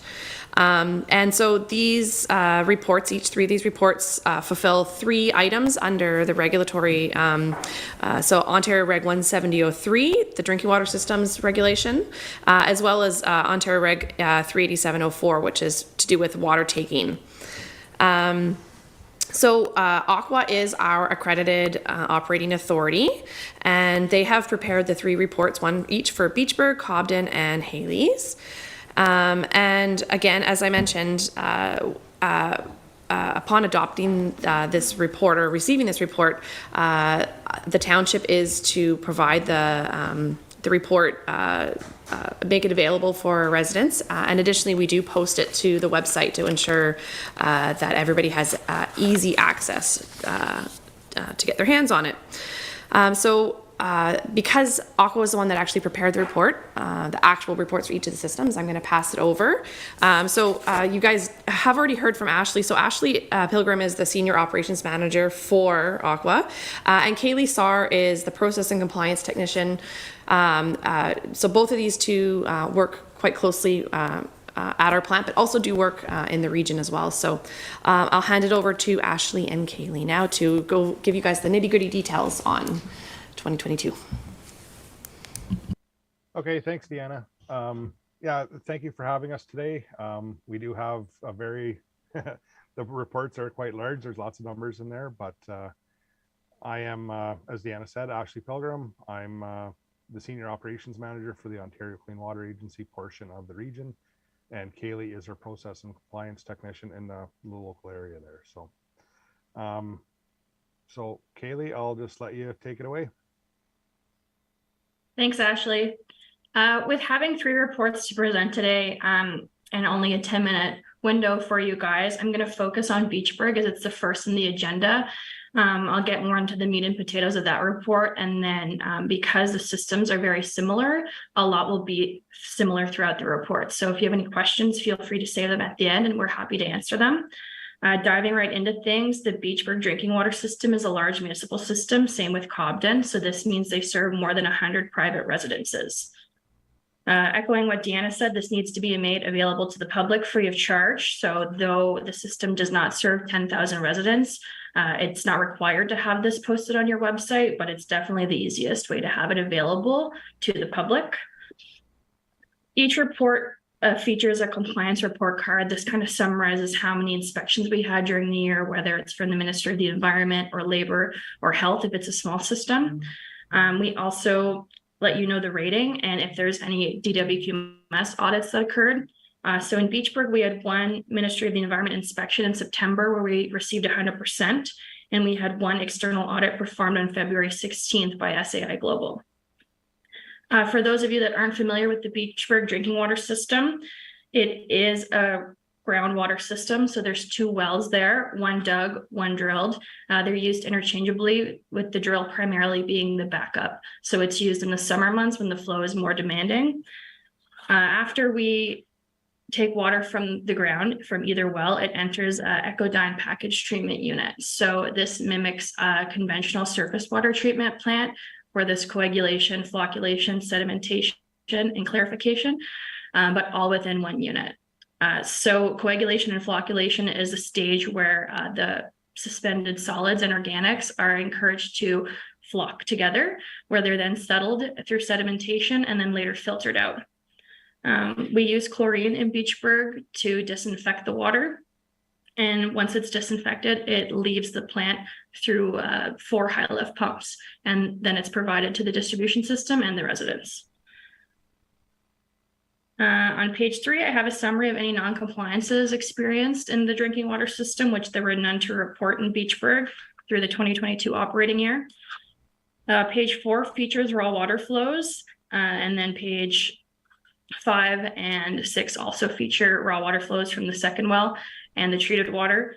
You will notice that there's a dip in July, and that's of course when the dug well is turned off and the drilled well is turned on. You'll also notice that I have 2 permit to take water numbers listed.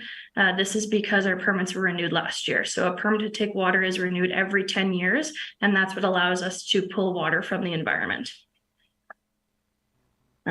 In saying that, you'll notice that there's spikes on our drilled well maximum flow allowance.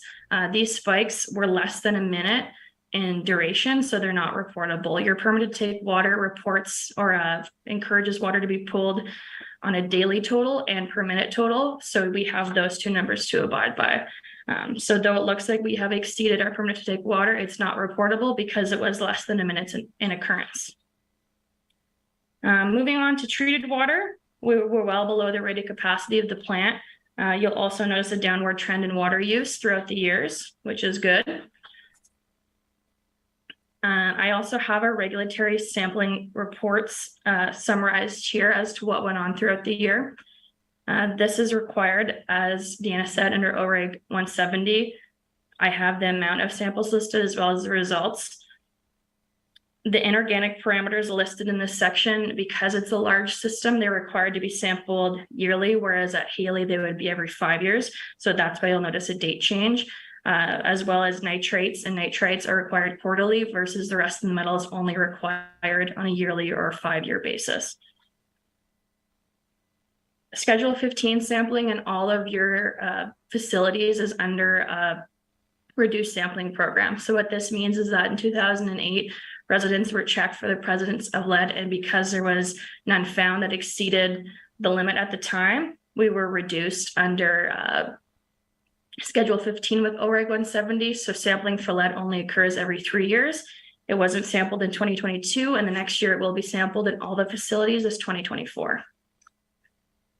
Your organic parameters, same as inorganics, are due once a year in Cobden and Beachburg and every 5 years in Haley. So that's what the date change is about. And then I have the running annual average, as mentioned by the POTS team, for the trihalomethanes and the haloacetic acids. So in Beachburg, we are below the half MAC, and MAC stands for maximum allowable concentration. So the limits are 180, and we're below half of that. With Beachburg, because we do discharge our backwash water from the filtration stage into Jackson Lake, we have to monitor the backwash effluent suspended solids as well as total chlorine. So that's on an annual average as well, with the limit being 25 and 0.2 respectively. And we are of course below that at 3.2 milligrams per liter and 0.01 milligrams per liter. Part of OREG 170 requires us to report the major maintenance that occurred as well. So in Beachburg, we had well pump repairs performed by McKinnon's. We also had the natural gas heating units repaired, the backwash sludge holding tank was cleaned and inspected, and that's done on a 2-year rotation. And the pressure tank replacement has begun. As far as distribution maintenance, there's the spring and fall flushing program, of course, the Cameron Street rehabilitation. And with that, there was a service repair that occurred after a raised curb stop was hit by a plow truck.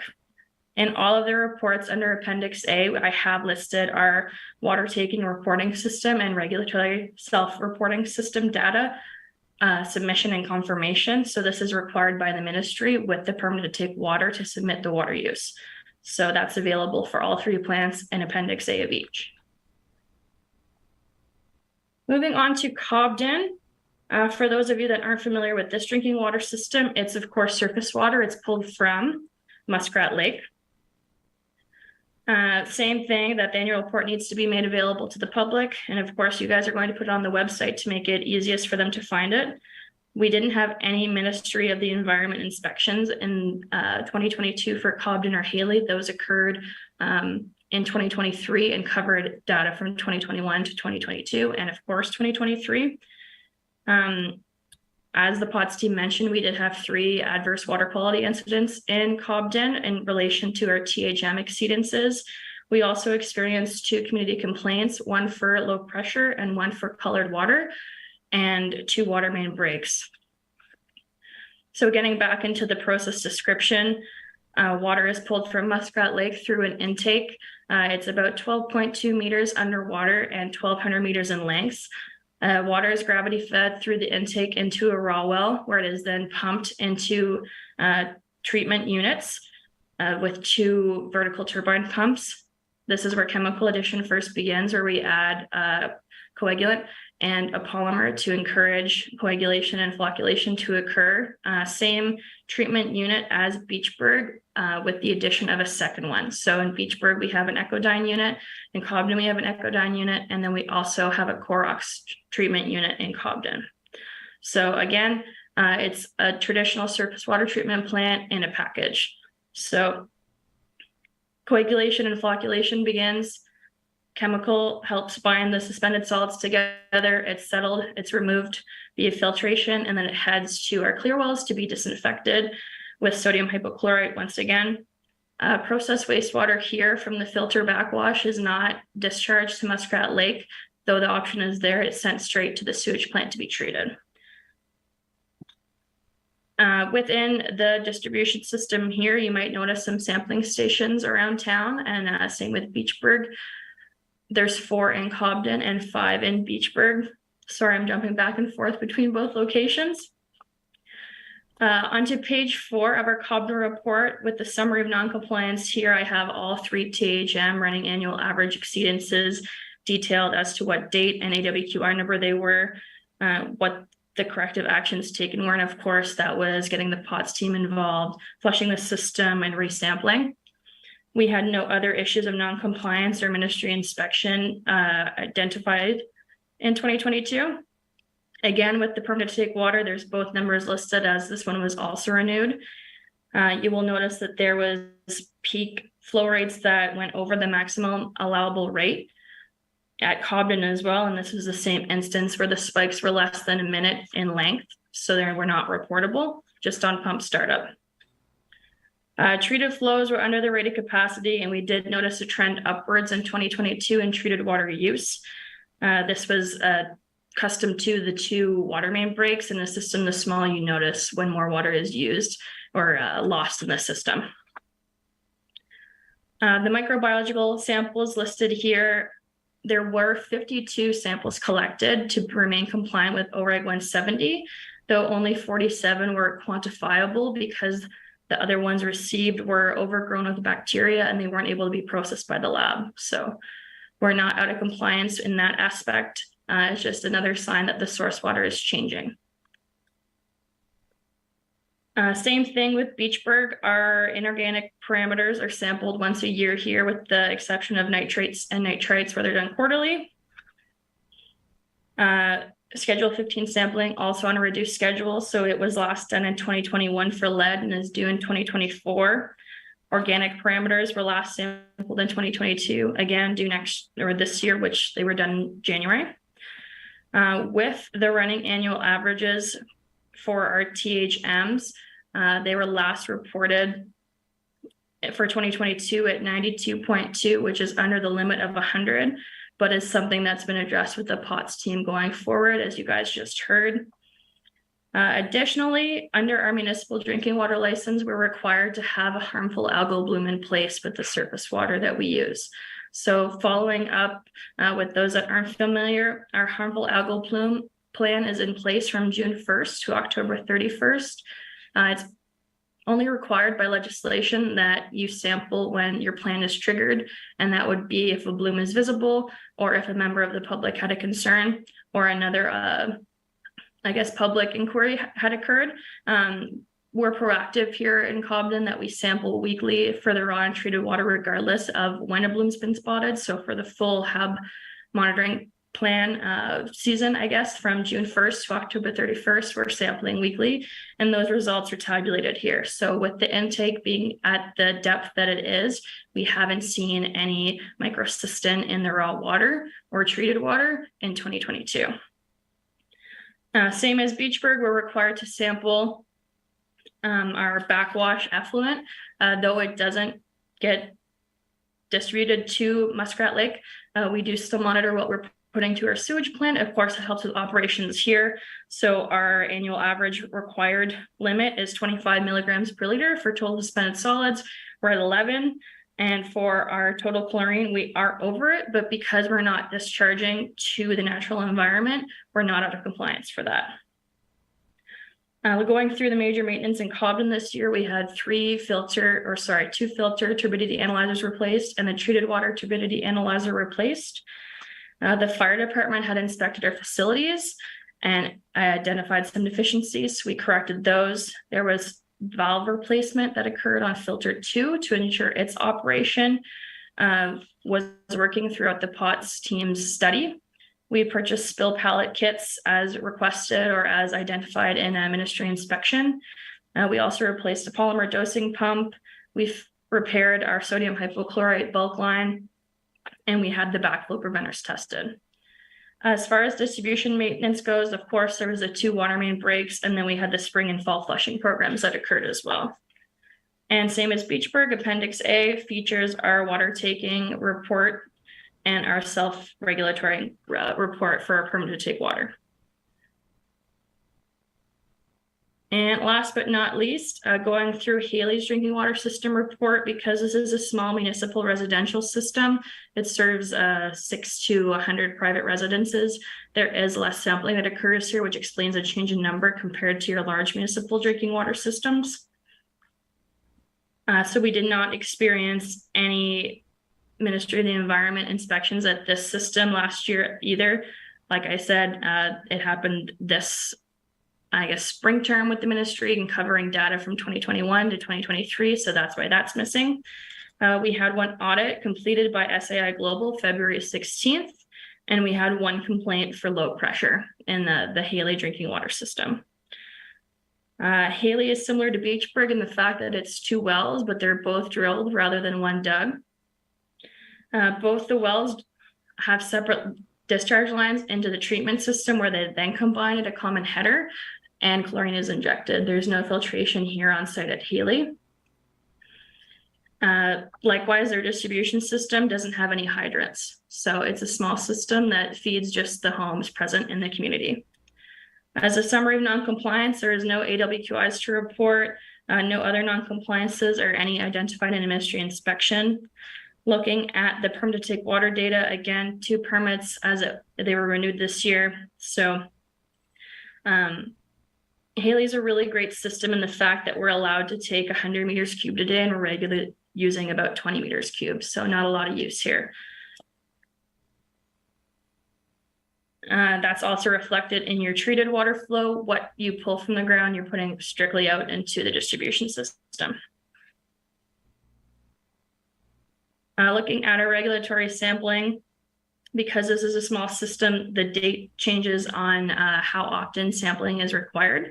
So with your inorganic parameters, they're only required every 60 months or 5 years. So they were last sampled in 2021, due in 2026.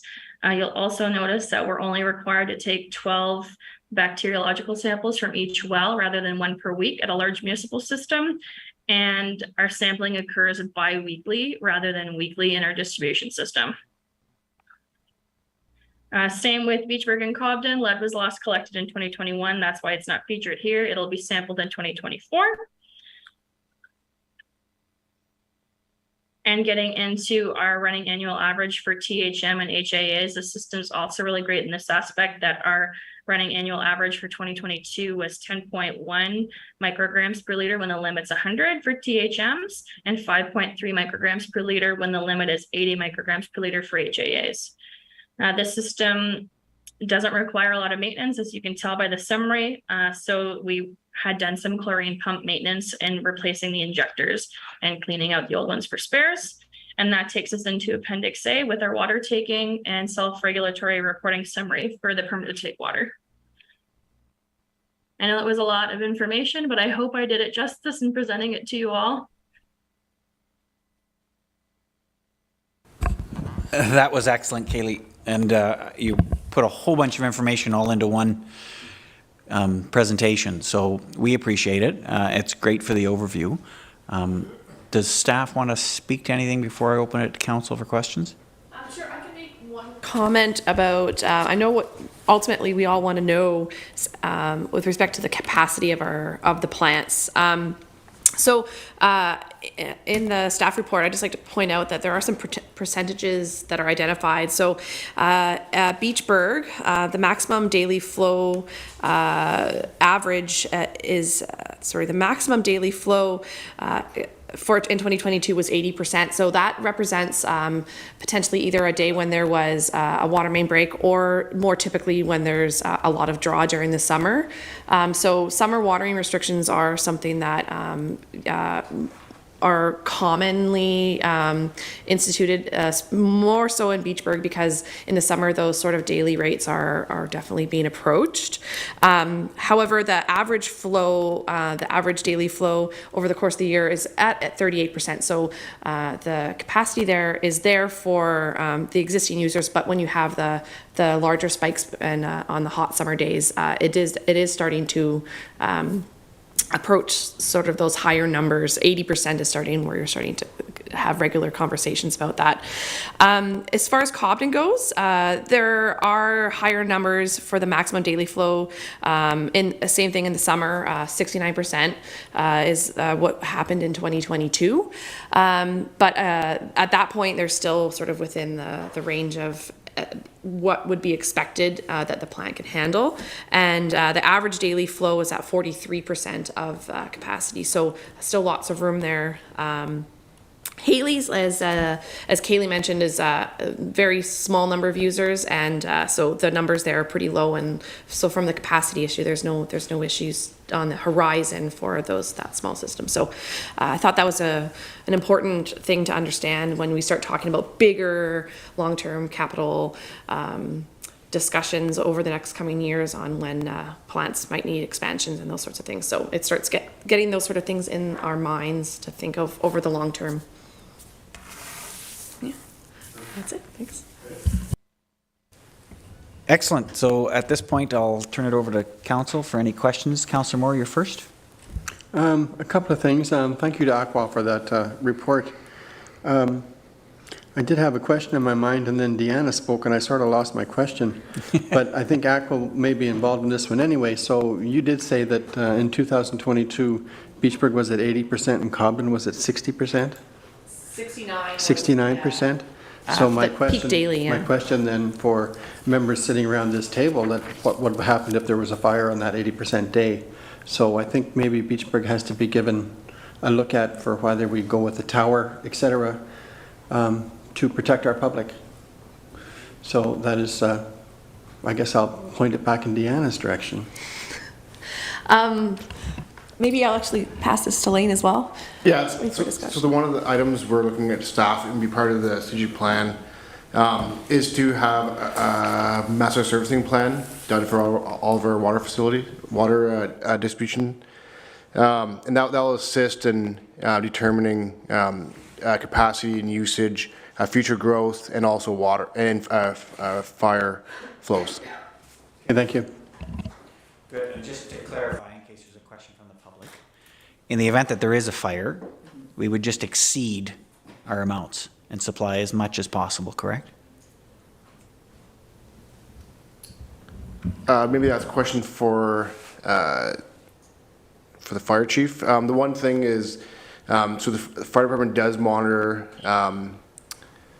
the water pressure in their fire pumps. But at exceedance, I'm not sure if OCWA can speak to that. It would be a reportable incident, but I'm not sure if Kaylee or Ashley can speak to that.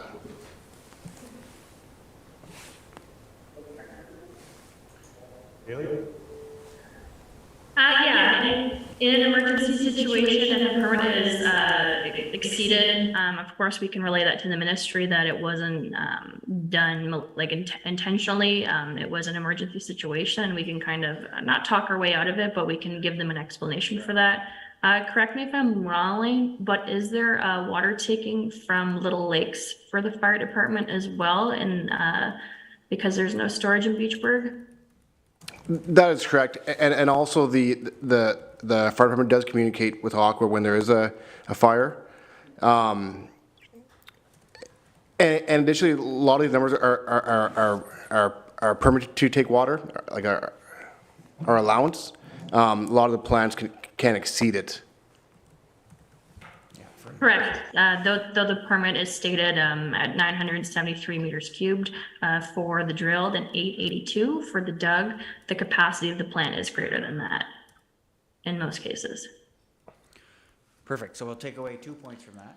First of all, I think a master servicing plan needed and on the list. And secondly, it's just important for us to realize that from a safety perspective, we do have the capacity to serve our residents, but it'll need to look at how does that change as we have growth, and there's more demands in terms of our water system. So thank you for those points. Anything else, Councillor Moore? No, that's it. Thank you. Councillor Tabbert, I think you seconded the motion? No? Who seconded that one? Okay. Any questions? Nothing? And questions or comments? Councillor Olmstead. Yeah, I feel like I'm drowning in water data here the last 30 minutes or so. But it is making me thirsty. Just a couple of points.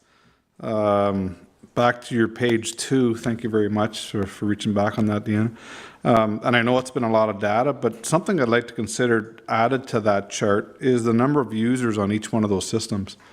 And the reason for that is somewhere in there, I can't remember whether it was a previous presentation or whether it's this presentation, it was mentioned that the water usage is actually down over the last few years. So I'd like to understand it, like is household usage actually down across all 3 of these systems? And I do see the average daily flow. I have no concerns whatsoever in that we're not even approaching half of our capacity in any one of these systems. So it seems like there's lots of capacity on all 3 of them. So I can speak to that with respect to trending. Kaylee did mention, because it's a rather small system, it only takes one water break to make a pretty dramatic change in the data. So if one year there's 2 breaks one year and 1 break the next year, it might look like the trend's going down. In reality, it's just related to the water main break. Ultimately, this system isn't metered, so it's difficult to really draw a conclusion on the usage by each person, each household taking without that data like explicitly known. But again, it's something that every year they report how many breaks there are, so you can definitely see in the data, yeah, there was 2 this year, that sort of accounts for it. But I do agree, stating the number of users on this and potentially even showing trending of number of users would be a helpful piece to the puzzle to help wrap our minds around what it actually means. Just a measuring stick that for sure. I know that the limited water, I don't know what do you call the letter we send out every summer? The restricted water use. You're right. Lawn watering right. Just stuff like that to see if it's in fact working. Is just some sort of a benchmark that we can use to say, are households up? Are they down? Respecting that there are going to be instances where there's a water break, so you take that out of the mix. But just some sort of a measuring stick per household. Thank you. Perfect. Thank you, Councillor Olmstead. Any other comments? I just have a couple that I'm going to throw, just because I noted in the sodium. Can I get staff to talk to sodium levels specific to Haley's and what steps we've taken to address those? Yep, so this was something that I followed up with ACWA on. So sodium is one of the parameters that is sampled, I believe it's every 60 months. And I'm not sure if we're able to get that number to show. There is no a regulatory number, 17006 regulatory number for sodium, but there is health guidelines, and generally anything over 20 is where, here we go. Anything over 20 is when generally it needs to be reported to the Ministry of Health, so Renfrew County Health District unit. So specifically at Haley's, as I understand it, there is an ongoing AWQI report that was reported when the last sample was taken, and that sort of is like a standing AWQI. It's standing for the entire time until the next sample is collected. And the Minister of Health, the health unit was informed about would it be circulated on that along with the Ministry of Environment, and we didn't receive any direction back from the health unit on the sodium issue. So I don't know, Kaylee, if you have anything more to add on that. The study projected for sodium is 200 milligrams per liter in relation to the AWQI number of 20 milligrams per liter. So it's not, I guess it's not like a safety concern if you're not on a low sodium diet, but that's why we report when it's over 20 milligrams per liter, so that the health unit can notify hospitals and schools and any other facilities that have residents that are restricted with their sodium intake. Perfect. Thank you. If there's no other questions, the only other comment I want to make is with respect to growth and our water systems. Like Councillor Olmstead highlighted, we have potential for growth and we continue to support it. I want to make sure that we stay on top of it and have room to allow our communities to continue to grow and attract industries like breweries who consume a lot of water. So these are things that I want to make sure that we also, in one hand, make sure we have good quality water and on top of it, and two, that we can provide it and support future growth. So on that note, I just want to thank Ashley and Kaylee for your time again. You've spent a lot of today with us and we appreciate that investment, and staff for the report. So we'll end this with a vote. All those in favor? And motion is carried. Good. They're signing off. Thank you, Kaylee and Ashley. We'll talk to you again soon. And with that, we'll take a 5-minute recess at 3:09. We'll be back in here for 3:14. Thank you.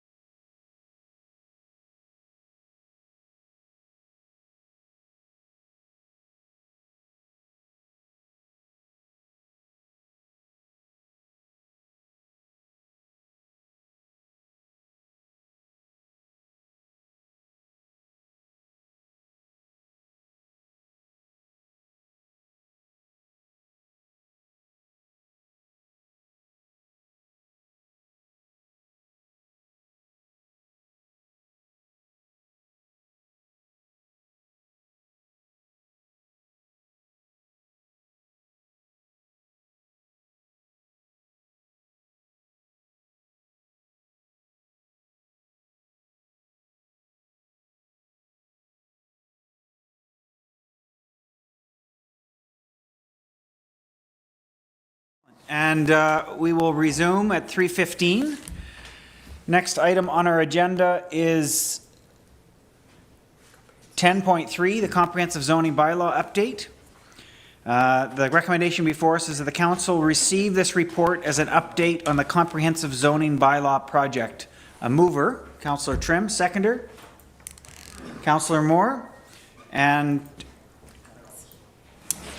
over to our planner. Floor is yours. Hi, thank you, Mayor Nicholson, and hello, everyone. Can everyone still hear me? Yeah, okay, perfect. So I get to break up this Public Works heavy meeting with an exciting little planning update. So for a bit of background, the township has been working on a comprehensive zoning bylaw for just over a year now. Back in 2021, our township and the township of Greater Madawaska received a municipal modernization grant to update some of our planning documents and processes. And the zoning bylaw is a big portion of that project. So we use the grant to hire EcoView Consulting Services to lead the zoning portion of that project. And they've been working very diligently to get us where we are today, which is a draft for community consultation. So one of the key goals of the project has been to amalgamate the several different zoning bylaws that we have right now across the township into just one single zoning bylaw for the township. And also to bring the bylaw into the present day with new uses and modern development standards. So another big thing is making sure that the bylaw reflects what we heard during the first round of engagement, which was conducted back early in 2022. And of course, that it implements the new policy that we have in the new official plan, the provincial policy statement, and some of these latest changes that we talked about at a previous meeting in the Planning Act. So the draft bylaw text and the schedules will be shared on the website in the coming week. We're just reviewing a few final things in some of the hamlets and the villages, and then it will be ready for review. Since we're at this stage though, we can now kick off the public engagement and circulation process. So we've scheduled a public open house for Thursday, April 20th, here in the basement hall of the township office. It will be a drop-in format. So there won't be any formal presentations, but it'll be an opportunity for community members to come in, take a look at the maps, ask questions, and provide feedback that way. There is a small change in the timing than what's listed here in the report. It will run between 1 and 3 p.m. And then again between 4 and 6. So information about this open house with the correct timing will be posted on our website, on our social media, and in the papers. If there's a really strong demand, we might consider a second open house. But of course, there'll also be a statutory public meeting, which we're aiming to run at the end of May or early June. And community members can also contact myself or the project manager, Kent Randall at EcoView, for more information or to provide comments on the zoning bylaw as well. So stay tuned for those documents as well as open house details. And that concludes my update. Thank you, Mayor and Council. Awesome. Thank you, Alex. I'll open the floor to questions. Our mover first, Councillor Trim. Yes, I'm just wondering, have you got a tentative date for final council approval?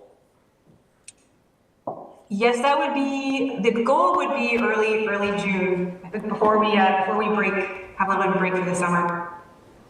Thank you. Excellent. And our seconder was Councillor Moore. Any questions or comments from Councillor Moore? Yeah, just one. The open house on April 20th, did you say where it was going to be, or is that to come? Here. It's going to be here in the basement. Okay, thank you. That's what I wanted to know. Perfect. Any other members of council, questions or comments? None. I would just ask, I'd like to make sure that we have a member of council present at that open house. Councillor Trim, I know this is your lead. If you're available, it'd be great to have a body there. If not, if you can just coordinate with the deputy mayor, and we'll just make sure there is a council rep there floating. Awesome. And just to be clear, if there's, oh, you have a comment? Yes, CAO. Sorry, I don't mean to interrupt you, Mayor Nicholson. I would just add, just for the general public that are watching, is that we will be collecting comments from the public over the next month and a half. So don't feel obligated to be there on the 20th. It's a good idea to attend. Alex is available between now and when we host the statutory public meeting, which will be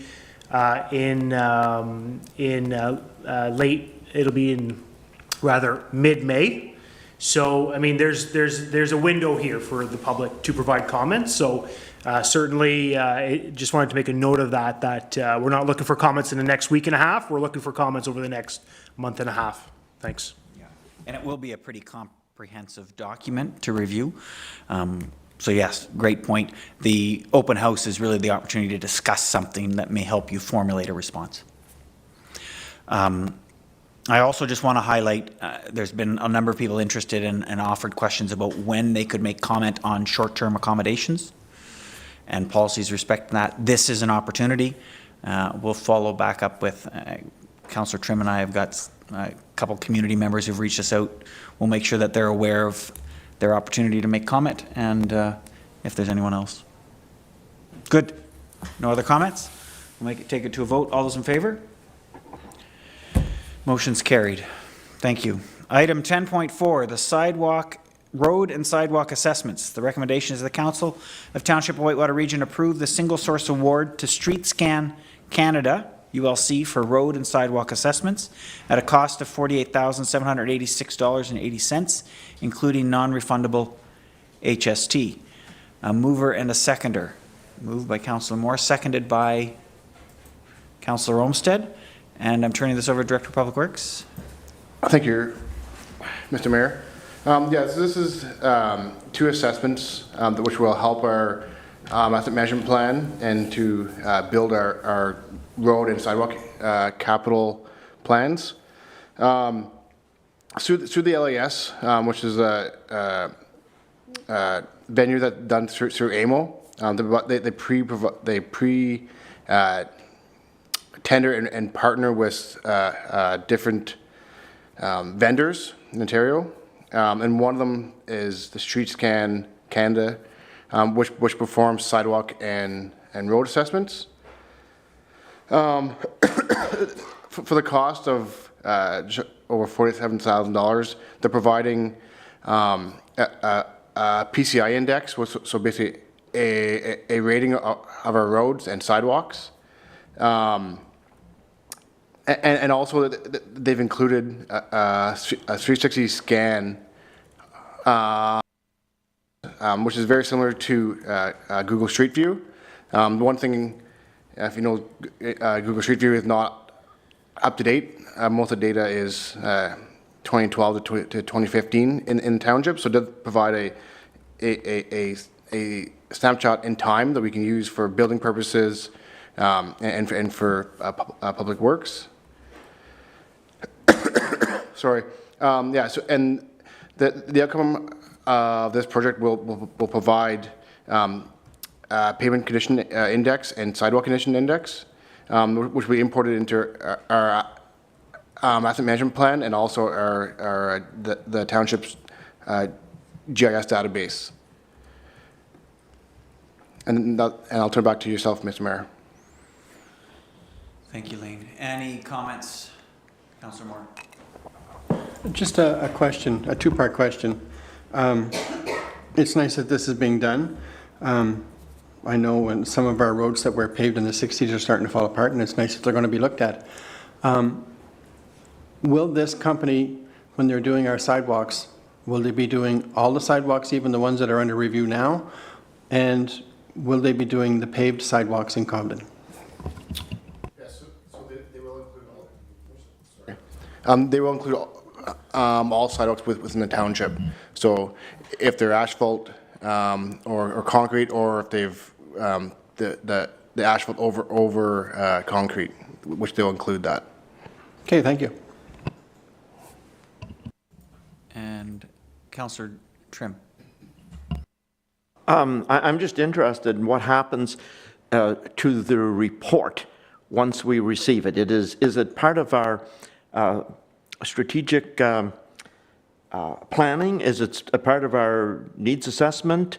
What do we do with it when we get it? Is my question, Mr. Mayor, through you to Mr. Lane. Yes. Yes, Lane, go ahead.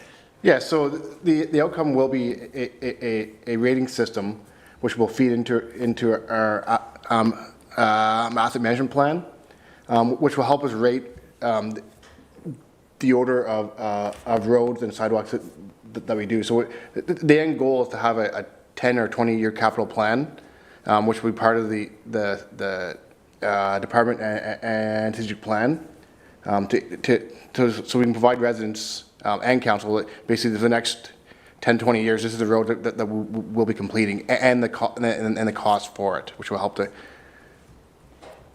And the work will be completed just after will be late spring. Once the streets are swept and cleaned, then they'll perform the scans. Thank you, Councillor Trim. Any other comments, questions?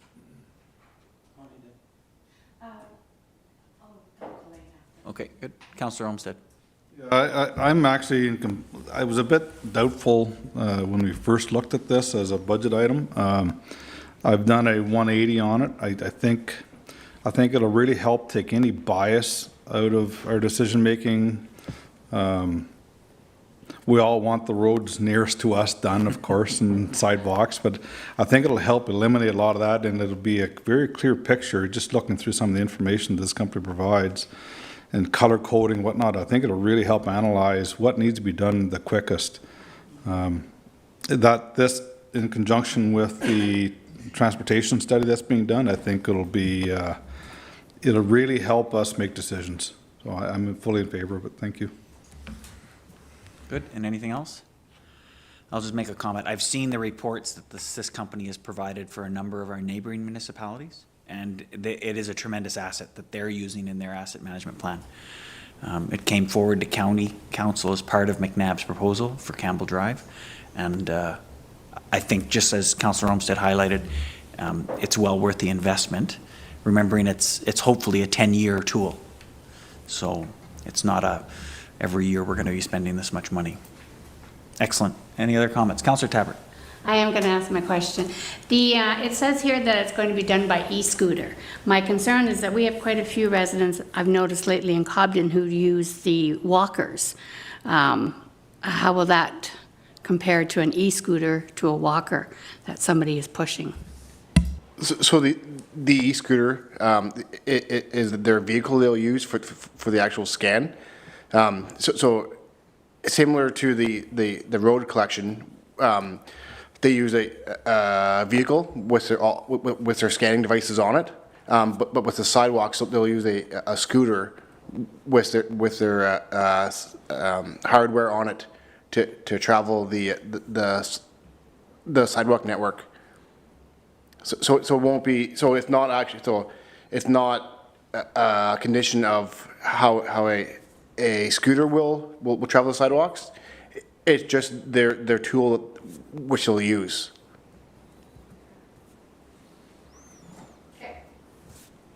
Perfect. At that point, I'll call for a vote. All those in favor? And motion is carried. 10.5, MTO Highway 17 Permission to Enter Agreement. The recommendation is that the Council of the Township of Whitewater Region authorize the Mayor and Clerk to execute an agreement with the Ontario Ministry of Transportation. A mover and a seconder, please. Councillor Moore, Councillor Trim, and Manager of Public Works again. Yep. The MTO came to us and provided a request for some land which they'll need for their project that's on near Forster Falls on Highway 17. They were changing their large culvert, which they say that it will take place. So it will take place starting this year. So this year they stated that the detour and the the lights will be in place. Then in 2024, the actual construction will happen. For us, if it's showing it on the map, it's just the red outline area, which they're asking area to access and use for their staging area. If you scroll down, if you don't mind, the project, go down, keep going down, sorry, to the drawings. So this is the layout. If you scroll up a bit, the layout. So they will reconfigure Forster Falls Road, County Road 7, just to the east of the existing intersection, which will allow for the actual detour of the culvert, and there will be traffic lights installed temporarily. Thank you. Thank you, Lane. Any questions from council? Councillor Moore, you moved it? Yeah, I'm just wondering, have they given you any idea of time? If they do start to put in the transfer property this year and then lights next year, are we looking, how many years are we looking at? So the project will take 2 years to complete, but this year is just they're moving the road and installing the traffic lights, and then next year we'll actually change the culvert. Okay, and then for a follow-up question, if I may, is this extension of Highway 17 interfering with our berm that's in there?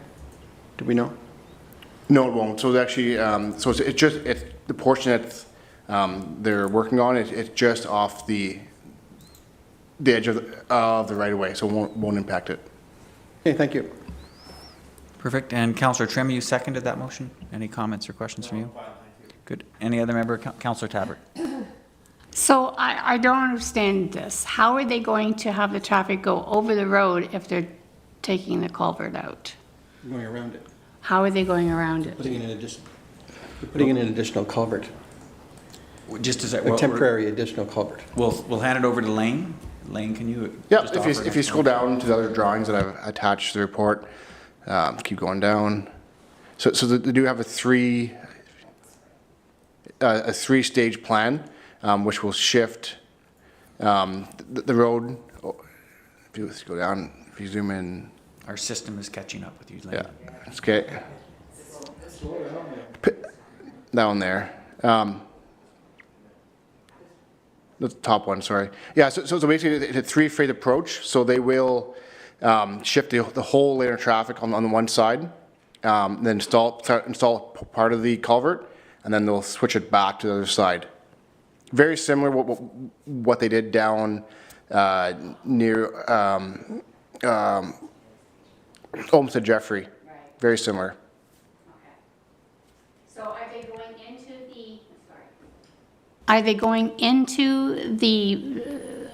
What do you call that? Into the marshland there at all, or are they staying above it? So the actual land they'll be using, it won't be actually for the actual Highway 17, but they'll be using for staging area for their contractor. So are they bringing fill in then, or just using what's, I'm not sure. I'm worried about, I don't know why, but I'm worried about that marsh there, that they're going to do something that, by accident even. Clarify, they're doing an environmental impact study in any of the work that they're doing with respect to that culvert. And that's correct. They would meet whatever provincial standards are required. That's correct. Yeah.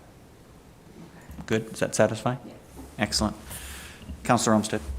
Yeah, I do know, because of the landowner on the corner where it's connecting to Councillor Moore's question, they have requested additional 2-year extension onto their lease. So it could be because where the connection of Horses Falls Road hits the highway, they need to put it back to the original order that it's in now. So that may take them an additional year. So they may have the Horses Falls Road connection done back in time, but then they need to tear out the temporary connection of Horses Falls Road. So they've requested an additional 2 years for that. And I can tell you, Councillor Tabbert, the environmental studies that they've done already are hard to read. So anyway, that's what I can share. Thank you. Thank you, Councillor Olmstead. Does that trigger any other questions? Okay, so the question I throw to staff is how is MTO communicating this to our public and the users of these two roads?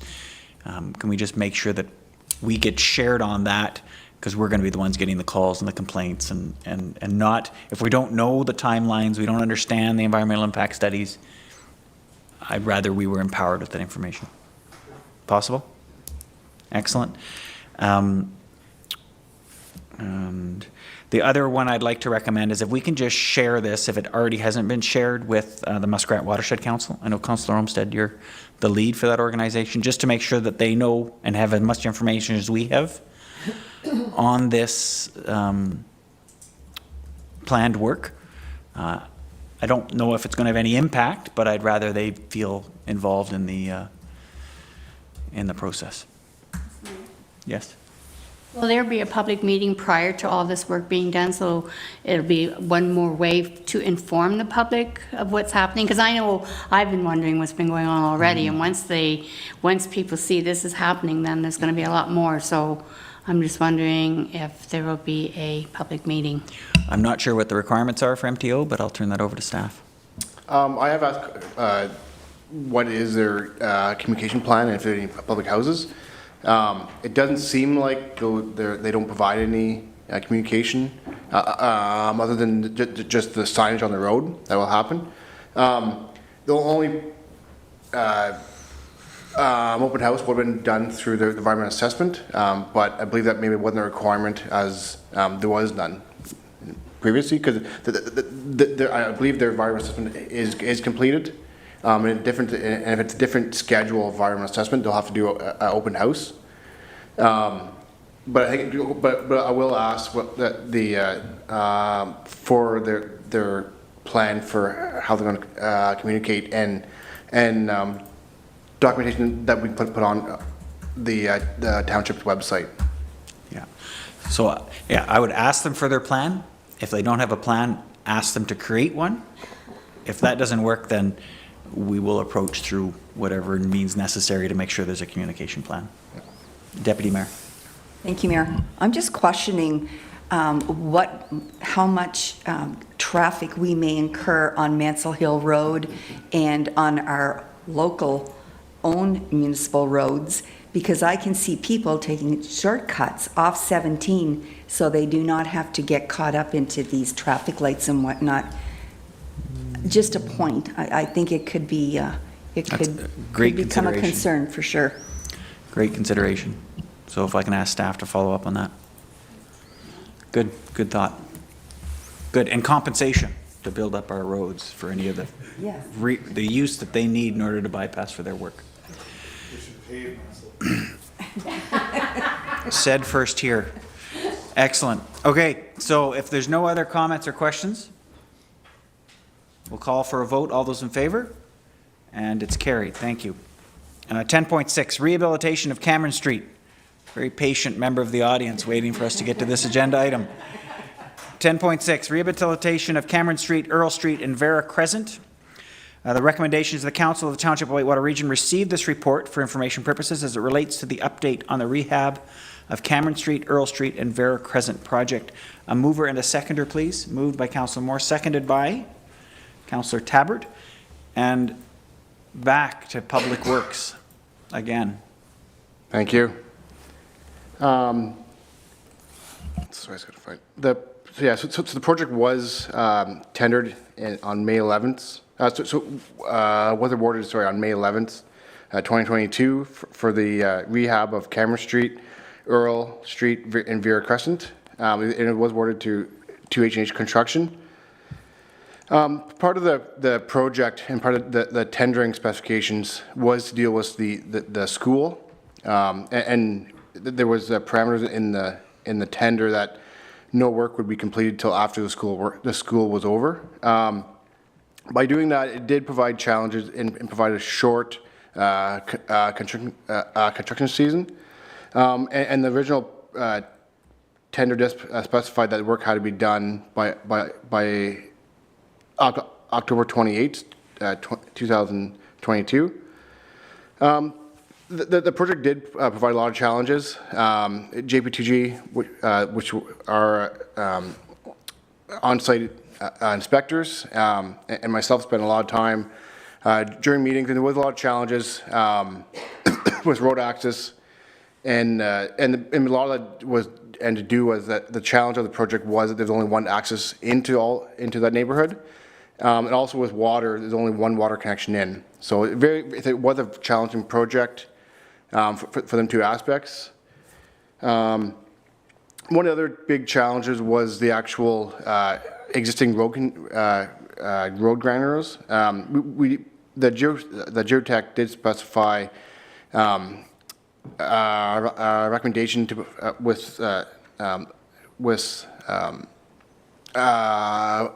granular base and asphalt.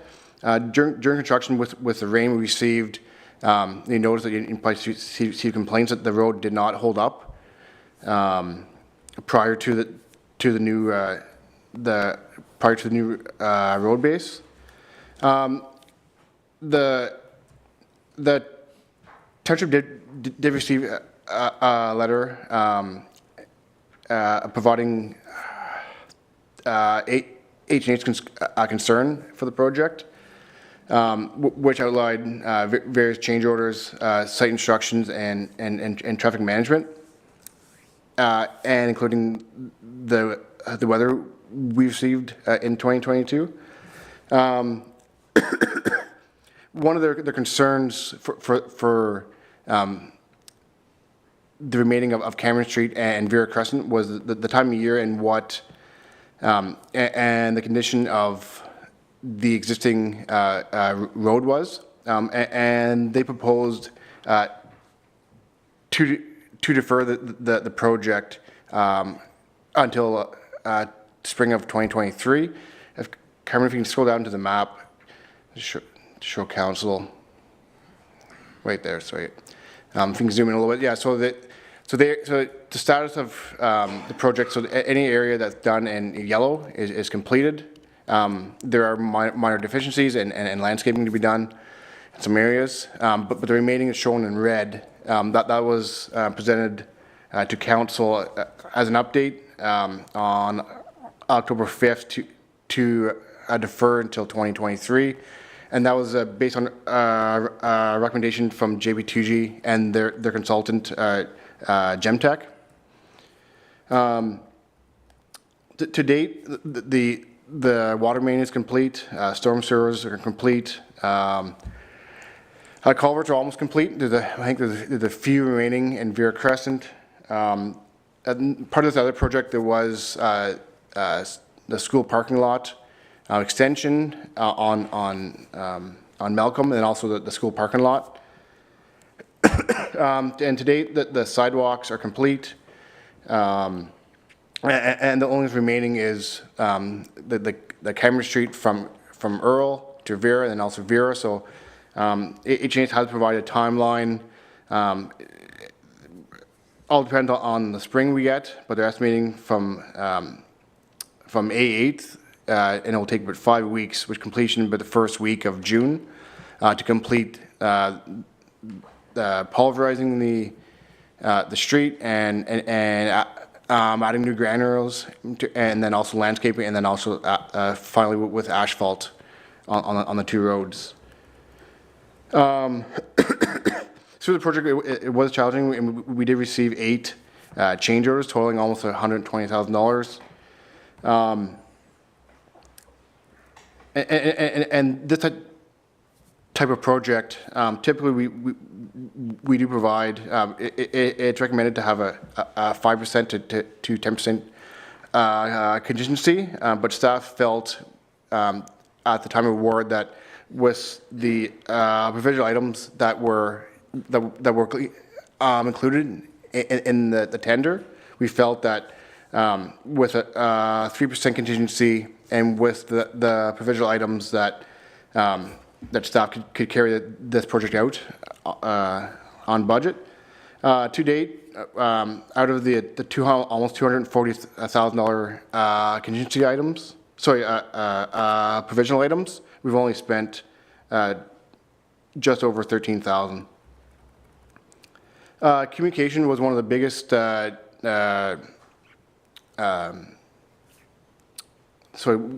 one of the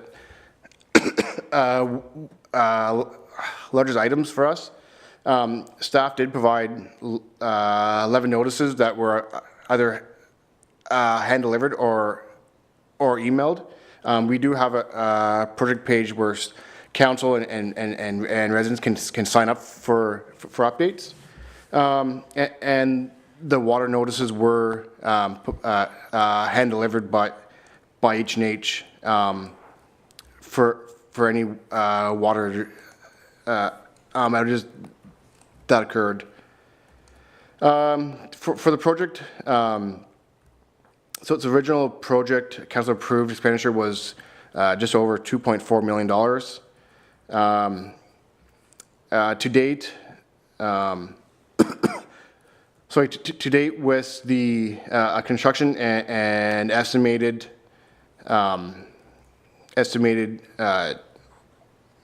expenses to finish the project, and with the change orders and also with the additional contract administration, the project is estimated to be over just over $3,500 to a totaling of $2.4 million. $2,437,913, and that is an estimate that was provided by JP2G. The next steps will be communicating to residents the project's status and startup date, and also the completion. Sorry, and on that note, I'll pass it back to the mayor. Thanks, Lane. I'm going to turn it over to our mover. Any questions or comments from Councillor Moore? Yeah, I have a few. When they come, and once spring is here, will you be involved in looking at Cameron Street to see how it wintered? Yeah, so part of the project will include deficiency inspections. So we will, myself and members of JP2G will go over the status of the project. Then also we'll be meeting with H&H regularly for the completion. Okay, my second question is for Vera and the other end of Cameron that wasn't touched.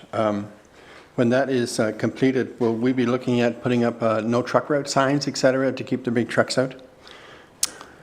That's one thing that is on the department plan for this year, is to have an updated transportation plan, and that's one that could be brought then. Okay, and I do have a third question. Okay. The map is up, so we'll be dismantling that turnaround truck, our truck turnaround on Vera, because it was extended? That is correct. The design is making that area smaller. Just a regular roadway? Yeah, it'll still be wider than a regular wider, but it won't be as wide as what's there now. Okay, that's all my questions. Thank you. Thanks, Councillor Moore. So we'll just note your second question. You'll have to bring that forward when Public Works comes back with the, you called it a transportation plan. Good. Excellent. Councillor Tabbert, you seconded the motion. You're next. I'm sorry, when is the work expected to be started and completed? Yeah, sorry. The start date was, it proposed being May 8th and completed the first week of June. Okay. And that is all weather on the spring we get and how wet it is.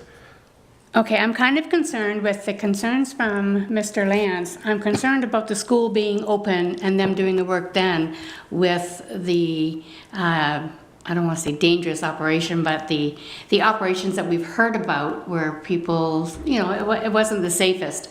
So why do we have to do it when the school is in? Can we not wait until after school is out? Or else have someone there watching them 24/7 if they're there? Because with what Mr. Lance said, I'm really concerned about safety in that area. Yep, try to answer some of your questions in order. So the school won't be affected as much because the work actually is place after, after Earl Street.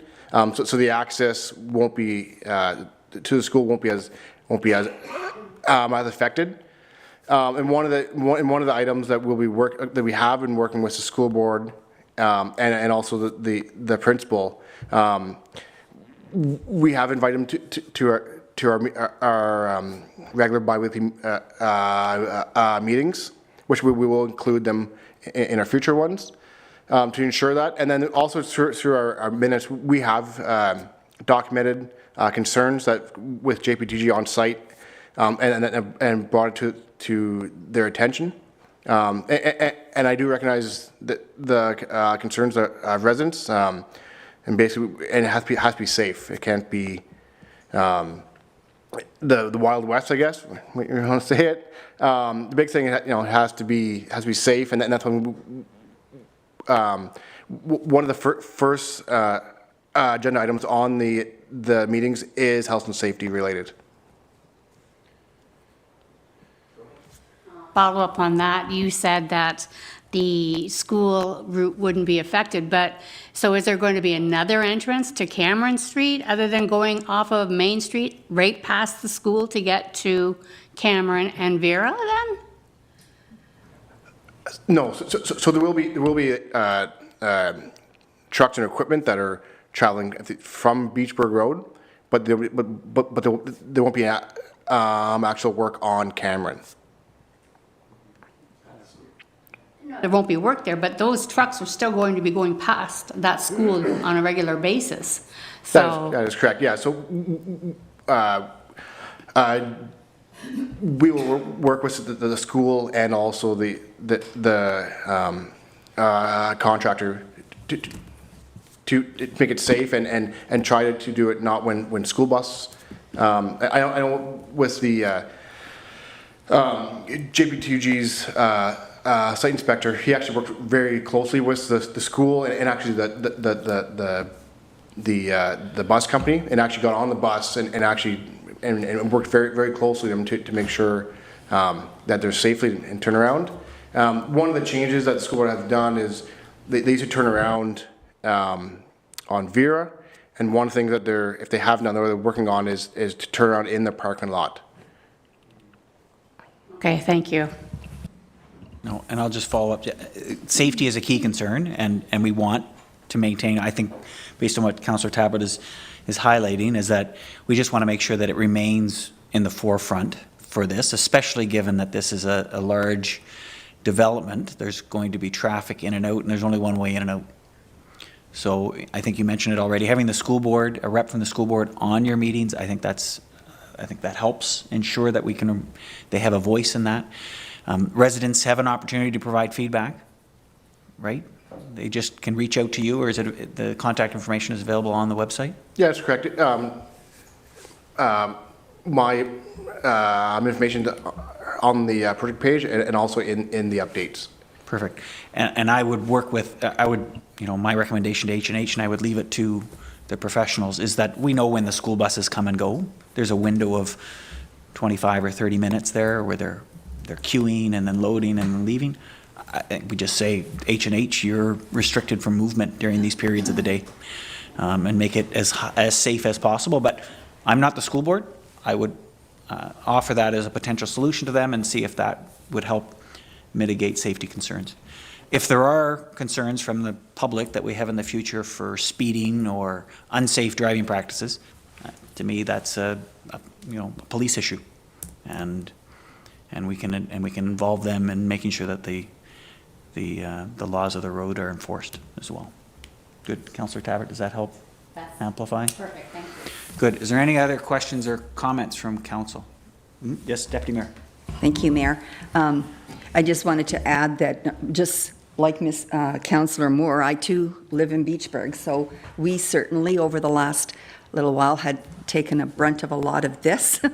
But I do just want to ask, there were 8 change orders. Were any of them is there anything that we can fall back on JP2G, on H&H, or is it just the municipality just sucks up these change orders and pay for it? Part of a underground infrastructure like this project, it's very difficult because you don't know what is underground. We do our staff and our consultant does do our due diligence with daylighting mains, gas mains and water mains. Some of them, of the 8, one was a credit to the township, and another one was with a cost for the school board, wanted something extra. And the other ones, for example, one of them was daylighting of gas mains. So one of for example, where the township thought where the water main was and where it's traced, actually wasn't the right location. It was actually right next to the gas main, for example, and part of that cost was to daylight the gas main so the excavator could dig the water main out. So it is a very challenging project when it's underground infrastructure. It's not just a regular road project, and that's why always is to suggest a contingency between 5 to 10%.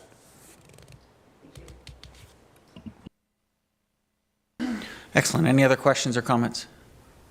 Good. I'm just going to throw one, and that's because of the earlier today's delegation, in 2 minutes or less. The request about penalties to H&H, the terms of that contract. Can you offer any insight as to how that's dealt with when timelines aren't adhered to? Yeah, so part of the contract, we do have liquidated damages. It's an order of $1,500 per day. That's if contract if they didn't finish on time. One of the items that we brought the council back in October, the council meeting in October, was to extend to defer it to have a better product on Cameron and Vera Street. So it was the township did allow to carry on into the spring of 2023. If we didn't do that and then they didn't finish on time, we definitely could hold back costs for liquidated damages. So I just have to put that on pause. According to our procedural bylaw, the meeting is supposed to end in 2 minutes. We have the authority in the procedural bylaw to be able to extend by 30 minutes. I would need a motion from the floor and a seconder. So moved by Councillor Moore, seconded by Councillor Trim, to extend until 4:30 p.m. I don't think there's any questions or comments taken on that motion, so we'll call it to a vote. All those in favor? Okay, all those opposed? Good. Motion is carried. We will extend till 4:30, and I'll look at staff at about 4:20. We'll confirm where we're at if there's any items that we have to move the agenda in order to finish on time. Good. Lane, I interrupted us. So just to be clear, in October, we council by allowing the work to proceed in the spring versus the fall, we negated those penalties. Is that correct? That would be correct. It's one mechanism we have in our toolbox, I guess, for the contractor. Notice that they were behind project, and we provided some correspondence to the contractor. But with their recommendation to defer, to have a better product at the end, push the date into 2023. But there is always mechanisms that, through the contract that we could go after for damages. With the project, and this, I'm not sure, trying to be very cautious what I say, because it's a lot of these contracts could become legal matters, but with concerns of with the existing road base and the water main location wasn't in the right location. It did give challenges and prolong the project due to various factors. Okay, so I understand, but can we just go back and just double check, compare that direction was given October, the terms and conditions of the contract, and just to make sure that we understand May 8th is the start date, it's 5 weeks, what happens if it gets extended again? I just want to make sure that we understand those terms up front for any subsequent decisions. Does that help clarify, Deputy Mayor? Okay, good. Any other comments or questions from council? Nope, then we'll call for a vote. All those in favor? And motion is carried. Thank you.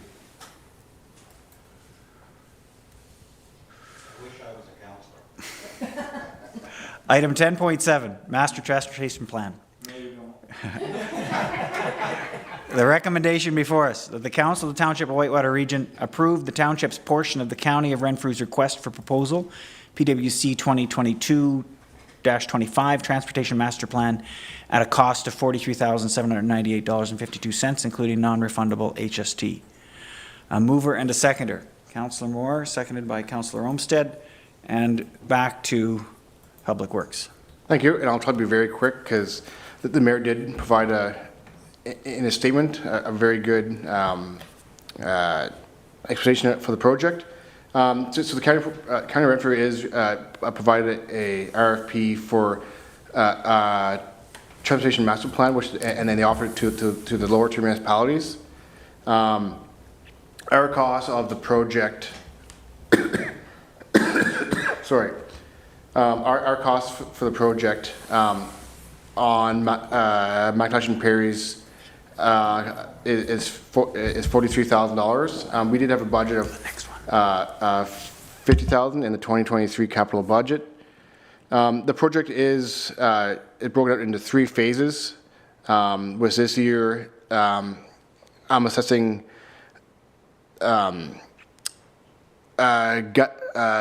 gathering background information. Then will be completed in 2024. The project will provide sorry, the project will provide status on our road. So they will use traffic data and traffic patterns to determine if a road's local, for example, or if it's a collector road or ulterior road. And the project will help classify, which will classify and also help the county and lower tier municipality determine if it should be a county road or if it should be a lower tier road. That'll be one of the aspects. They'll also be looking at our existing transportation plan and determine how that factors with with the road classification. Sorry. And this will all provide for future growth in our township, and also will assist. Will assist with our asset management plan, knowing if the road is local or if it's a collector, for example. And that I'll pass it back to the mayor. Thanks, Lane. Any questions? And we'll start with our mover, Councillor Moore. Yeah, so Is this going to help them with our neighbors? Are all our neighbors around us participating in this? So if one of our feeder roads perhaps empties into, I don't know, Laurentian Valley, are they part of this? Or is this just us and what seems to be east? Sorry, the county did put it out to all lower tier municipalities. The only one that showed interest was the town of Empire, Boncher Valley, Horton Township, Laurentian Valley, and Madawaska Valley. I know since then a few have dropped out of it, but how the county's RFP provided that the cost would not go up. It was broken up to each municipality, so our cost won't go up for that. Okay, thank you for that. But another comment then, I guess, I'm kind of disappointed it's coming next year because it'd be nice if this could be done after the extension of Highway 17 to Renfrew to see how much that impacts our traffic at that time, if in fact it will. So maybe at that time, something else could be done in 5 years, whenever the highway moves up. And I believe that the consultants will consider that as a factor. They just won't have that annual daily traffic limit, but they'll consider it. I think they can predict, based on where those on and off ramps are, how it's going to partially influence traffic. So it's a good point and something we'll have to make sure they try to consider. It would be nice to be in the report somewhere in regards to that, so when somebody from Toronto looks at funding for the future endeavor, that they know that we actually exist. Mm-hmm. Thank you. That's a good point. And the seconder was Councillor Olmstead. Yeah, along similar lines, I just want to ensure that it includes all three levels of government roads.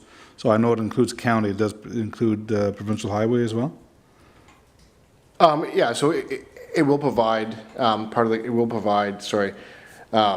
looking at all roads, for example, within the county, so it'll be local roads, township roads, and then also it'll be assessing the Highway 17, for example, and how our roads, from Highway 17, like what is their road classification, for example? Right. So one thing I'm particularly interested in is we discussed, might have been one council term or maybe two council terms before, about skipping over Whitewater region to continue a 417 expansion from, I think it was the edge of Whitewater, Pembroke, Petawawa, Deep River District. So that's something I'm particularly interested in, to see their insights into that kind of decision. I think that's something we're going to have to include when they.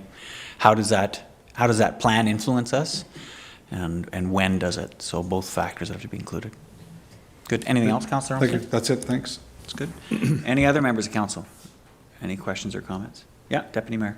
Thank you. So when this comes forward, something like Grand Settlement Road that once was county and came back onto Whitewater, is that something that could be an option once we start getting into this, that could become back to a county road again? And what would that process look like, or how could we get to that process?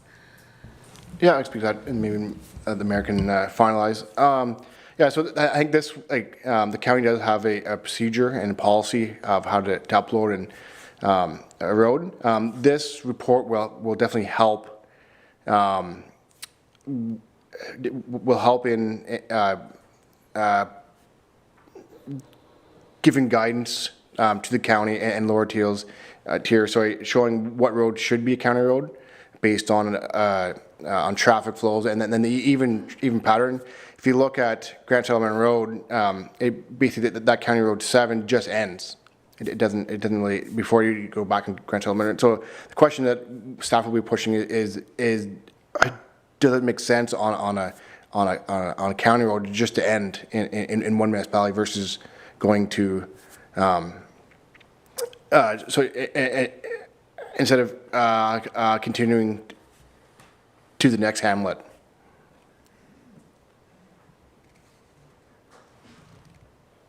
Nothing else? Any other comments or questions? Call for a vote. All those in favor? And the motion is carried.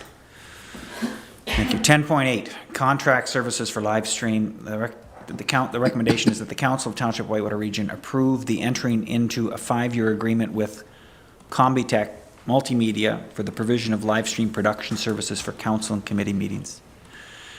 A mover and a seconder. Moved by the Deputy Mayor, seconded Councillor Tabbert. And which staff member? Excellent. Clerk, please.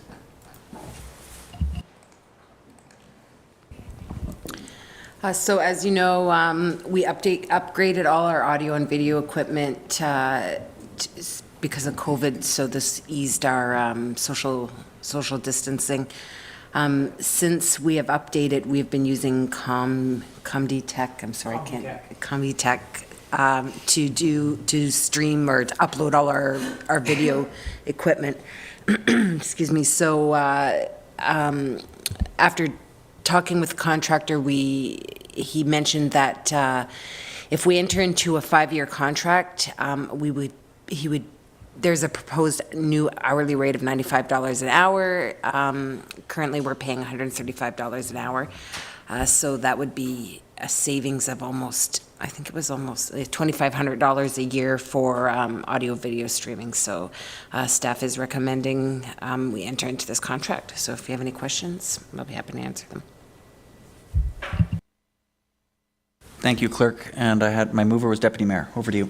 Thank you very much, Mayor. I think this is one of the best investments we can do. I think moving forward, to be able to have a live stream, to be able to carry on, I think Sean has done an excellent job for us in the past, and I am certainly in support of this for sure. Thank you. Thank you, Deputy Mayor. Councillor Tabbert, any other comments? Any other comments or questions from other members of council? None seen. So we'll call for a vote. All those in favor? And the motion is carried. Excellent. We will move on to our next item on the agenda. Notices of motion. Notices of motion. Any indication? No. And Councillor Bell is not on. Perfect. Okay, so no notices of motion noted. Next is correspondence. First item requires some direction. I guess I'm going to speak to it, or you're going to speak to it? I could certainly speak to it if you'd like. So what we have before us is a correspondence requiring direction. So this is new to the procedural bylaw. It comes from the 911 dispatcher, organization through Liam Vanderbrack. Essentially, Liam is a union president who represents the Renfrew local fire and ambulance 911 dispatchers, also known as the ambulance communication officers. So what he's seeking from our local council is that we pass a motion in order to recognize the service of the men and women which they provide to our residents here in Whitewater Region, as well as other locations in Renfrew County. So on the, he's provided us with a draft proclamation. So he speaks to several whereases, but essentially what he's seeking is that the Council of the Township of Whitewater Region, so therefore be it resolved that the Township declares the week of April 9th through to the 15th, 2023, to be the National Public Safety Telecommunication Week in the Township of Whitewater Region, in honor of the men and women whose diligence and professionalism keep our township and citizens safe. So just essentially a proclamation from our council to recognize the efforts and work from that organization and those organizations. So if council wishes to proceed with a motion, maybe I'll just defer to our Clerk Miller to get a sense on what would the process be. Thanks. So with the 2/3 vote, somebody can move it and second it to add it to the agenda, a motion to the... Perfect, thank you. Do I have someone in our Councillor Moore who would like to move it? So move. Okay, so moved by Councillor Moore. Do I have a seconder? Councillor Trim. So the first vote is to add this to the agenda. Is there any discussion? No? Okay, so all those in favor of adding this to the agenda? Motion is carried, is added to the agenda. So now we have a resolution before us, and I'll read it again. Therefore be it resolved that the Council of Whitewater Region Township declare the week of April 9th through 15th to be National Public Safety Telecommunications Week in the Township of Whitewater Region in honor of the men and women whose diligence and professionalism keep our township and citizens safe. Can I get a mover and a seconder for this resolution? Moved by Councillor Moore, seconded by Councillor Trim. Any comments? Yeah. Yes, Councillor Moore. Having worked with dispatch for many years, I know what they go through on a daily basis, and especially a day like today. I'm still a scanner junker, so I was scanning today, and the adverse conditions and what our dispatch was working under today was extraordinary. And looking at the map as I still have on here, they're still quite busy. So they deserve to be acknowledged by us. Thank you. Councillor Trim, did you want to add anything as a seconder? Good. Any other comments? No? So we will call for a vote. All those in favor? And motion is carried. So we can publish this detailed proclamation, and if there is any social media recognition, we can include it to recognize them during that week. Excellent. Process worked. Next item, we have two information items for correspondence. The first one is modernization initiatives in the POA courts from the Attorney General. And the second one is the EVA, End Violence Against Women. So I'll first, for the first item, is there any comment from staff with respect to that? No, so just for information. And the second item, the End Violence Against Women, this presentation was presented to council at the Renfrew County level, last council meeting. An excellent initiative, resulted in a similar type of proclamation from Renfrew County. And I asked staff to just include it in here so you were aware of what EVA was, the significant challenges that we're having with violence against spouses in Renfrew County, and that there's ongoing work to address it. I'll open the floor if there's any other comments or questions from council. Deputy Mayor. Thank you very much. And this was actually proclaimed as an actual pandemic. It's what is going on right now in the county, not just in the county, everywhere, with spousal violence. And I think it would be worthwhile. We do have Victim Services of Renfrew County that they're offering to go around to the municipalities and give a 10-minute presentation to what exactly is going on. I think a lot of the times we have our heads in the sand here when we don't have to deal with it or really realize anything about it. So I think it would be worthwhile, Mr. Mayor, if we could perhaps entertain Victim Services coming for a 10-minute presentation to council on this issue. Excellent. I think it's a great suggestion. I think we'll add it to our delegation list. Perfect. Thank you, Deputy Mayor. Any other comments or questions? Councillor Trim.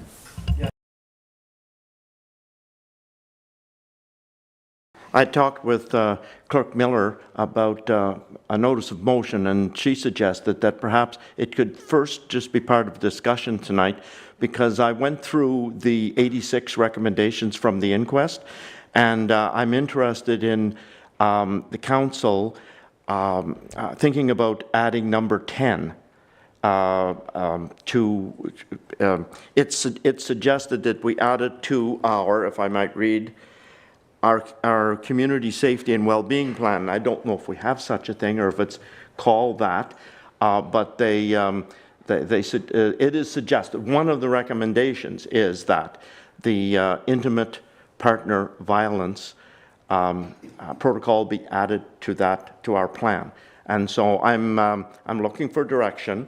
I'm certainly hoping that council consider that, and I don't know if it requires a notice of motion at the next meeting or how you would handle it.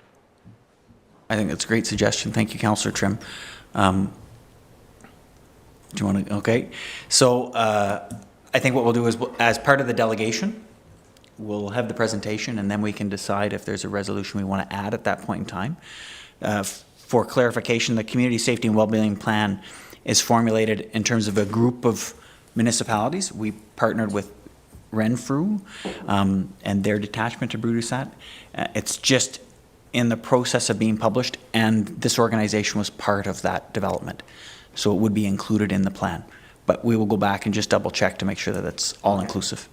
Okay, so unbeknownst to everyone, we've already taken recommendation number 10. Okay. But we will clarify that and include it as part of that presentation.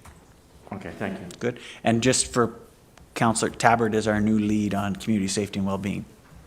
So she's learning as we go, because I did it last time. Excellent. Any other comments on that piece of information item? None. Okay, we'll move on to announcements. Tonight I'm going to remember to do it correctly. Okay. So I'm going to start with Councillor Olmstead this evening. Any announcements from Councillor Olmstead? You caught me so off guard, because you normally start over there. So I asked if maybe can I have a chance at the end if I do remember one. Thank you. I can't win. Councillor Trim.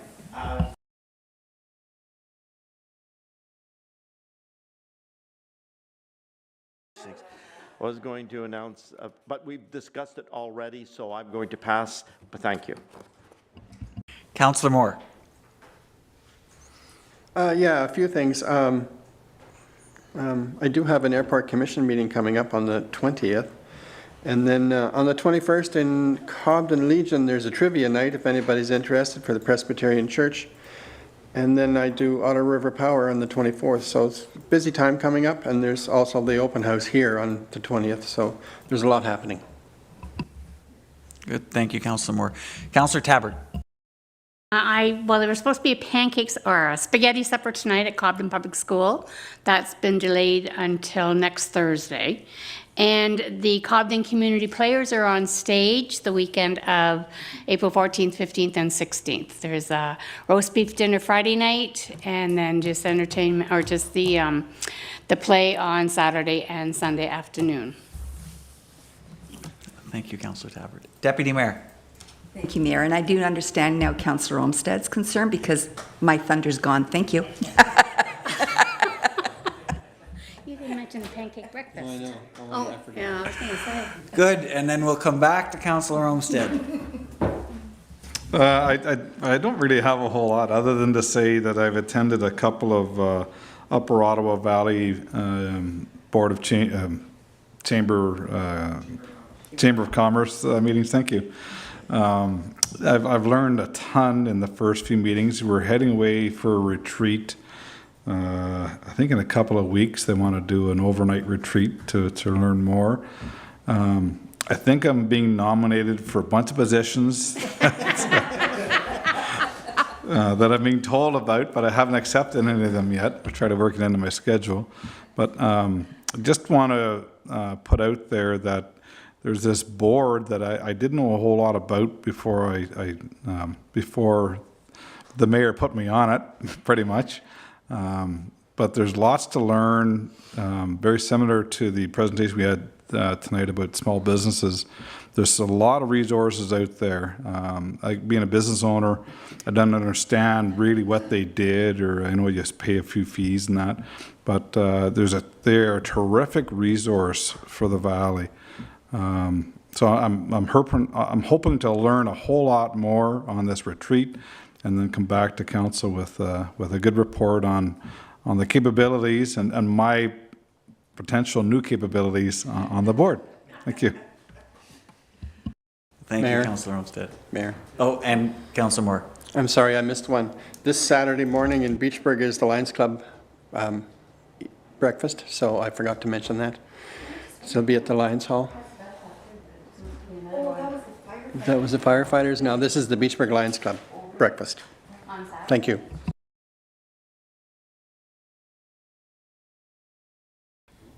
Perfect. So noted for Saturday morning in Beachburg. More information can be... No, 15th.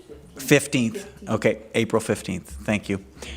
Staff, did you have a comment? Yeah, just for the general public and for the members of council for this evening, running into tomorrow, if there's any emergencies after hours, you call the township office line, 613-646-2400.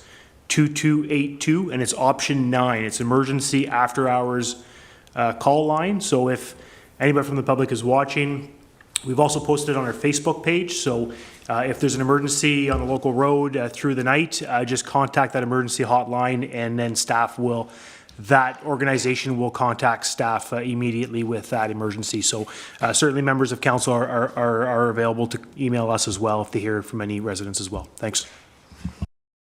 Excellent and very timely. Thank you, CAO. Perfect. We'll move on to next item 14, which is our bylaws. Recommendation is, be it resolved that the bylaws listed on the April 5th, 2023 agenda be taken as read and passed. Mover and a seconder, please. Moved by Deputy Mayor, seconded by Councillor Olmstead. Any discussion? None? All those in favor? It's carried. There is no closed session this evening. And last but not least, the adjournment. We are adjourned at 4:26 p.m. Thank you, Council.